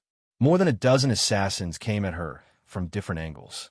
At the same time, Yun Jian raised a brow and shifted her legs slightly. Abruptly, right in front of Hong Tianyu and the others, she rolled on the ground and stood on one knee agilely with a slight lift of her hand. At this moment, she turned to look at the other assassins. She didn't even look at the position in her hand. The blade of the butterfly knife in her hand had already pierced through the throat of the first low-level assassin who couldn't react in time. One knife to the throat. This speed was so fast that no one present could react in time. This low-level assassin had already fallen to the ground and was no longer breathing. The other low-level assassins' pupils constricted, just as they were about to attack Yun Jian from the side. They saw Yun Jian kick the low-level assassin's abdomen after his throat was slit. At the same time, she turned around and nimbly moved the butterfly knives at a speed that no one could see clearly. She flashed past the low-level assassins. By the time everyone reacted, Yun Jian had already brushed past a dozen low-level assassins. Her figure was clearly engraved in front of Hong Tianyu and the rest. After her figure flashed past, the low-level assassins all fell to the ground without exception. There weren't many people in the house. The remaining 80 low-level assassins surrounded the door and waited for the second attack. More than 10 low-level assassins died under her blade in 10 seconds. One low-level assassin was killed in 1 second. When Hong Tianyu and the rest in the house reacted, they looked over and saw that the low-level assassins had all fallen to the ground. When they saw clearly that the low-level assassins' necks, right below their chins, in the middle of their throats, were all stabbed in the same spot. The fatal spots of the low-level assassins were all in one place. At this moment, Yun Jian was already standing at the door and looking at the 80 low-level assassins standing outside. At the same time, she was stepping on the corpse of a low-level assassin who couldn't react in time. She held the butterfly knife with both hands and looked like an emissary from hell. The blade was so fast that it killed the low-level assassins without a single drop of blood on the blade. When Hong Tinyu and the rest saw this scene, their hearts suddenly tightened. In 10 seconds, she killed more than 10 low-level assassins. Her figure was like a ghost. Her blade was so fast that it didn't even have a single drop of blood on it. Just who was she? A.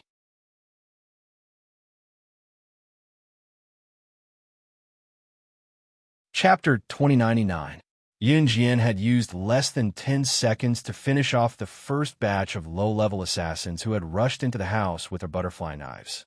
Her speed shocked Hong Tinyu and the rest. Stop! Stop! Stop! I promise you. Hong Tinyu's eyes darted around.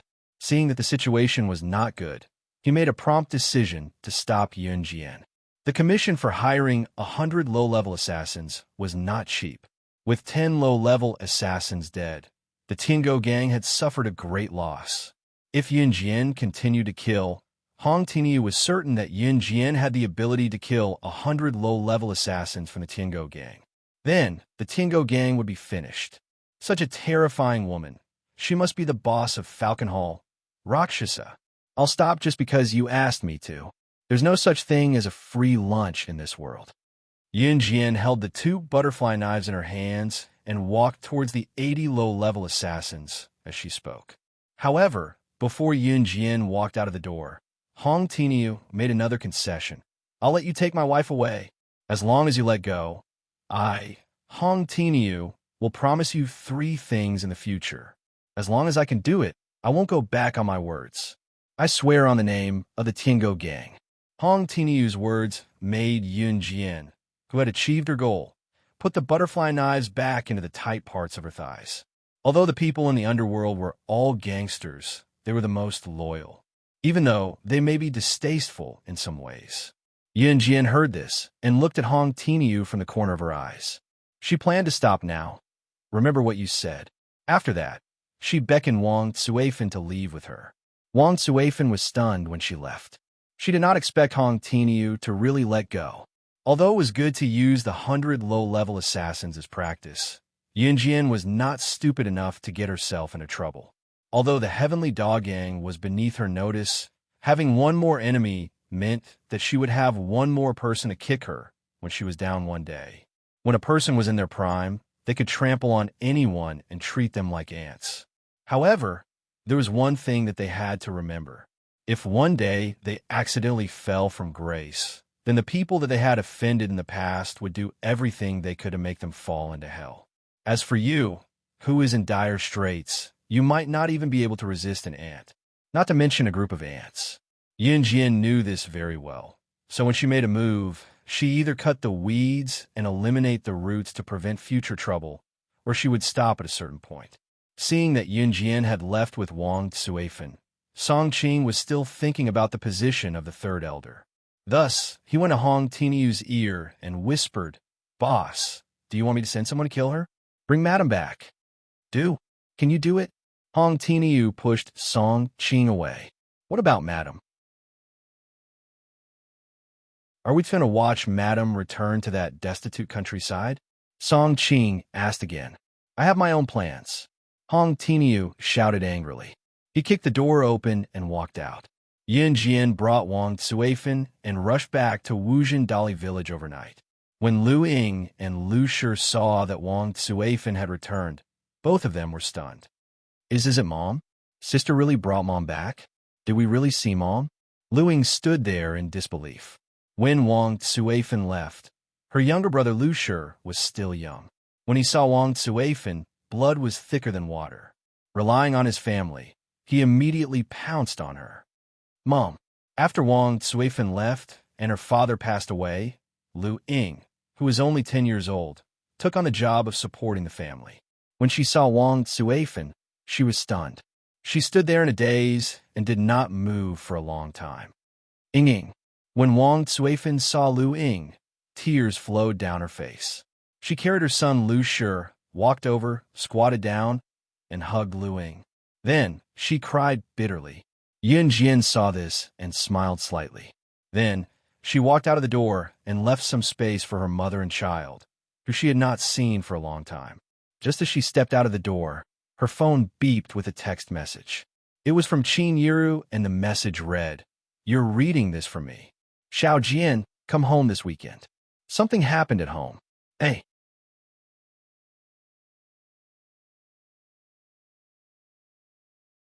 Chapter 2100. Qin Yiru did not mention what had happened in the message. Qin Yiru usually did not send messages. If she could send her a message, it meant that something must have happened at home. Yun Jian typed the word yes in the text message editing box on her phone and clicked send. Then, she hid her phone in her trouser pocket and walked to the door. "Mommy, it's Mommy. Mommy is really back. Ying is not dreaming, right?" Sister said that Mommy would definitely come back. Sister did not lie to Ying. Lu Ying's trembling voice rang out. There was a trace of disbelief in her trembling voice, but she could not help but believe it. Even though Yun Jian was standing outside the door, she could feel the trembling that came from the depths of Lu Ying's soul. After her mother left and her father passed away, a teenager took on the responsibility of supporting the family. She had to take care of her sick grandmother and take care of her younger brother too, and from school. She even had to work in the fields, raise chickens, ducks, and sheep to support the family. This was indescribable for a child who was still 7 or 8 years away from adulthood. Many people went to university empty-handed and had to ask their parents for money to eat and drink every day. And for a child from a poor mountain area, she did not even have the right to have a full childhood. After Wang Cuifan and the 2 children cried and calmed down, they insisted that Yun Jian stay for a few days. However, Yun Jian insisted that she leave that night. Wang Cuifan took the 2 children and sent Yun Jian on the mountain road for a few hours. She bowed and thanked Yun Jian as she sent Yun Jian out of Wuzhen. She almost knelt down to Yun Jian. The moment Yun Jian left, Lu Ying looked at her and suddenly asked, "What's the matter? Sister, will you come again in the future?" Although she had only spent a few days with Yun Jian had found the most important mother in her life. To Lu Ying, Yun Jian was different. Maybe. Yun Jian did not give a definite answer. "If Big Sister can't find me, I'll find Big Sister in the future. The teacher said that as long as I study hard, I can leave Wuzhen and study in a big city. Sister, I will study hard." Lu Ying seemed to have made up her mind. She shouted at Yun Jian. "Yes." Yun Jian nodded. Then she left Wuzhen. The next morning was Friday. The weather on Friday was very hazy. Dark clouds covered the sky, and the wind was a little strong. After December, the weather was gradually approaching winter. In this kind of weather, it seemed as if it would drizzle at any time. In winter, there was rarely thunder. Yun Jian wore a pure white down jacket, which made her complexion look just right. After checking the results of the martial arts club members' training in the morning, Yun Jian took the bus back to Longmen City. On the way back, he returned with Liang Shumin. Liang Shumin, the daughter of a rich family, was ordered by her father to take the bus home in the future. Perhaps it was because she had gone to the poor mountainous area. Liang Shumin's spoiled temper was much toned down. Just as she parted ways with Liang Shumin at the station and returned home, Yun Jian saw Qin Yiru with a white mourning cloth tied around her head and another piece of mourning cloth tied around her hand. Yun Yi was sitting beside her. Yun Yi was dressed similarly to Qin Yiru, but the difference was that Yun Yi had a white mourning dress draped over her. "Xiao Jian, you're back?" Qin Yiru asked tiredly when she saw Yun Jian. Mom, what's wrong?" Yun Jian asked. "Your grandmother passed away. She took a stab for your biological father," Qin Yiru explained. Wearing mourning clothes meant that someone in the family had passed away. Her grandmother was Lu Lanhua, and her biological father was Yun Gang. Yun Jian did not feel anything when she heard that. Qin Yiru came over and told Yun Jian earnestly, "Even if she didn't treat us well, she shouldn't have passed away. No matter how bad she was to us when she was alive, it's reasonable for us to send her off. Xiao Yi and I went to the crematorium today, and we'll bury her tomorrow. Xiao Jian, you should go too. She wasn't your biological grandmother, but we were born in the countryside. You'll be laughed at if you don't go. Hey."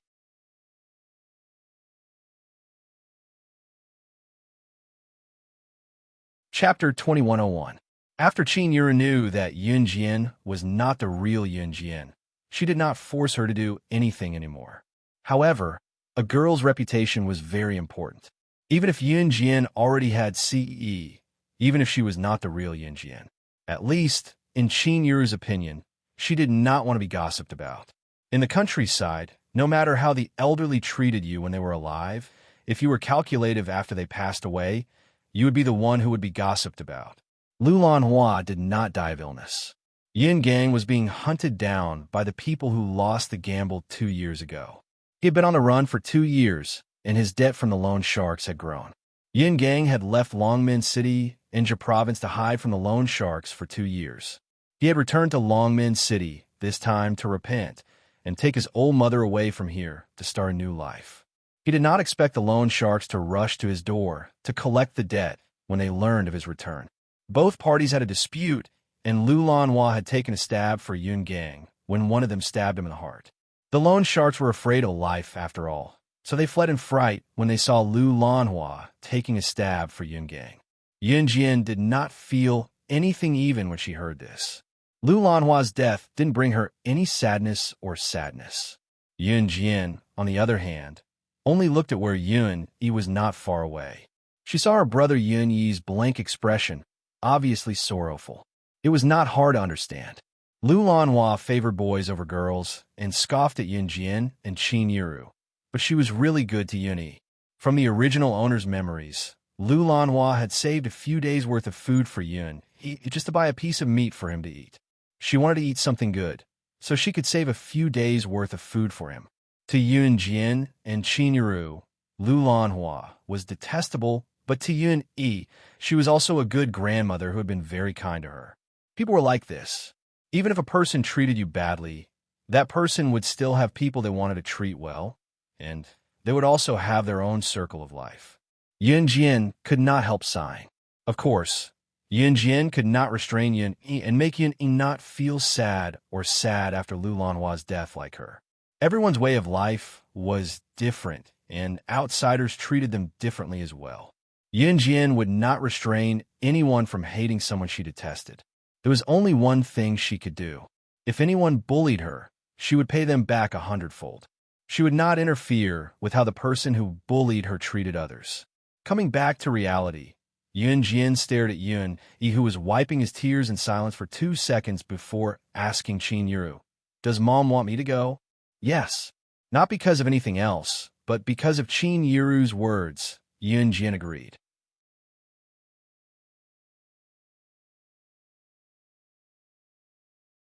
Early on Saturday morning, around 4 in the morning, Yun Jian did not have time to go for her morning exercise. She took the car back to Xinjiang town with Qin Yuru and Yun Yi. This time, Qin Yuru had already gotten Gu Yunjian's permission to send Lu Lanhua back. Gu Yunjian was a soldier and was extremely righteous. Naturally, he would not be calculative about this. When sending the deceased up the mountain to be buried, they usually had to wake up early. When Yun Jian and the other two arrived at Xinjiang town, it was already past 6 in the morning. Lu Lanhua's relatives and friends were all there. There were many banquets set up in front of her house. For happy events and funerals in the countryside, they would hold banquets and invite relatives and friends from all walks of life. When Yun Jian arrived, she saw people she did not know. These people naturally had nothing to do with her. When she arrived, it was already past 6 in the morning. There were many banquets set up in front of Yun Gang's house. Relatives from all walks of life took their seats. The ones who cooked and served the dishes were usually old women from the countryside. Most of them were gossipy women. These gossipy women were talkative, but when it came to crucial moments, their hearts were not bad. Yun Jian also sat on a bench in front of a banquet table. Actually, there were many mourners this morning, but those who truly cried in pain for the deceased were in the minority. Usually, distant relatives only came to eat a sumptuous breakfast, lunch, and dinner. For distant relatives, the funeral banquet was also a happy occasion. When Yun Jian sat down, some of the distant relatives around them noticed Qin Yuru's arrival. "Isn't this Yun Gang's ex-wife, Yuru? Why are you here?" A balding middle-aged man looked at Qin Yuru and asked. There was no hint of sadness from Lu Lanhua's death on his face. She's the child's grandmother, after all. I brought the child here to remember her, explained Qin Yiru, who was genuinely saddened by Lu Lanhua's death. Oh, the balding middle-aged man nodded. A middle-aged woman sitting next to the balding middle-aged man glanced at Yun Jian, then asked Qin Yiru, "Sister, this is your daughter. I remember her name is Yun Jian, right?" Then, without waiting for Qin Yiru's reply, the middle-aged woman turned to Yun Jian and asked, "Daughter, why aren't you sad about your grandmother's death?" Once the middle-aged woman asked, the people around them turned to look. However, Yun Jian lifted her head slightly. Her cold eyes moved as she replied indifferently, "Why should I be sad? Hey."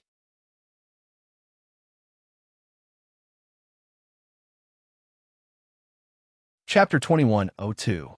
Yun Jian's words stunned everyone present. The middle-aged woman was also slightly taken aback. Then she said, "Isn't she your biological grandmother? Look at your brother. He's so sad that he can't eat. Everyone dies eventually. It's not a bad thing for her to be released early." Yun Jian interrupted the middle-aged woman and picked up her chopsticks to eat the breakfast on the table. Lu Lanhua was despicable, but Yun Jian wasn't worried or happy about her death. After Yun Gang borrowed money from the loan sharks, he ran away for 2 years. Yun Zheng was protected by Yun Jian, but those loan sharks didn't dare to mess with Yun Zheng, so they splashed chicken blood and released snakes to Lu Lanhua's house every day. Yun Jian had killed so many people. To be honest, even when her younger brother was brutally killed by Lang Sha in her previous life, she didn't feel such extreme despair. She only hated herself for not being strong enough. Perhaps she, Yun Jian, was a cold-blooded person. "Io, little girl, are you cursing your grandmother to die early?" This middle-aged woman was really trying to find a topic. After hearing Yun Jian's words, she immediately raised her voice and spoke loudly enough that everyone at the surrounding tables could hear her voice. Lu Lanhua's group of relatives and friends obviously didn't know Yun Jian's identity. They all thought that Yun Jian was just an ordinary young girl who went to school. "Mom, I'm quite sad about Grandaunt's death. This is her biological grandmother. If she's not sad, isn't she a little too inhumane?" A girl who looked about the same age as Yun Jian sat beside the middle-aged woman. The girl immediately spoke. The grandaunt that the girl was talking about was Lu Lanhua. Without a doubt, this middle-aged woman was the daughter of Lu Lanhua's biological sister, and the girl was the granddaughter of Lu Lanhua's biological sister. They were considered distant relatives. In fact, that was indeed the case. The girl's name was Hong Junhua. She was 17 years old this year and was in high school. This middle-aged woman's name was Chunalan. The bald middle-aged father and son were Hong Junhua's father, Hong Taishan. Yun Jian couldn't find anything related to Hong Junhua's distant relatives in the original owner's memories, but she did find something she heard from Qin Yiru. It was said that Lu Lanhua's sister's daughter, who was also Chunalan's husband, Hong Taishan, had set up a plastic processing factory a few years ago and made a small fortune. Then, he expanded the plastic processing factory and made a big fortune. Now, they had moved to a first-tier city to live. It was said that they had even bought a sports car, which was very high-end. It could be said that he bought a house in a big city, drove a sports car, and lived in a luxurious mansion. Just now, when Hong Taishan talked to Qin Yiru, it was because he wanted to show off in front of his relatives and friends that he had made a fortune. But if he wanted to show off, he had to find someone, right? Hong Taishan started a conversation with Qin Yiru. Of course, before he could finish, his wife, Chunalan, and daughter, Hong Junhua, interrupted him.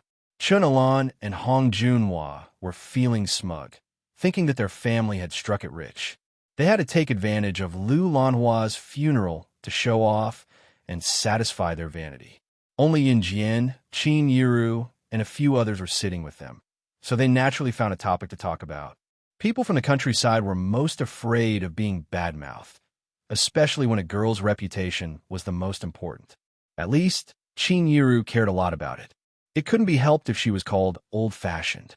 Being born in the countryside, her character was nurtured. Hearing Hong Junhua talk about her daughter like that, Chinyiru could not help standing up and speaking up. Moreover, there are many gossipy women sitting around them. My Xiao Jian isn't that kind of person. She's quite kind. Then she's inhumane. She doesn't know how to be sad when her grandmother passes away. Hong Junhua cut her off with the tone she used in school, which she used to speak in a foreign tone to her classmates. As she spoke, Hong Junhua was smug, thinking that she was different from the country bumpkins around her. She went to a high school in a big city. What she said was not on the same level as the country bumpkins around her. Just as Hong Junhua finished her smug declaration, Yin Jian had the last mouthful of porridge and put the bowl down. Pressing her lips together, there was not a hint of emotion in her eyes as she spoke coldly. You're right. You're not the only one who said that I'm inhumane, but you're the only one who's still alive after saying so. And that you're tuning in to the Romance Rendezvous YouTube channel. We're so grateful for your support, and don't forget to subscribe to join us on this incredible journey through captivating stories. Your generosity through donations truly makes a world of difference, as it's the primary source of revenue that allows me to expand and enhance this channel for you. Thank you from the bottom of my heart for being a part of this adventure.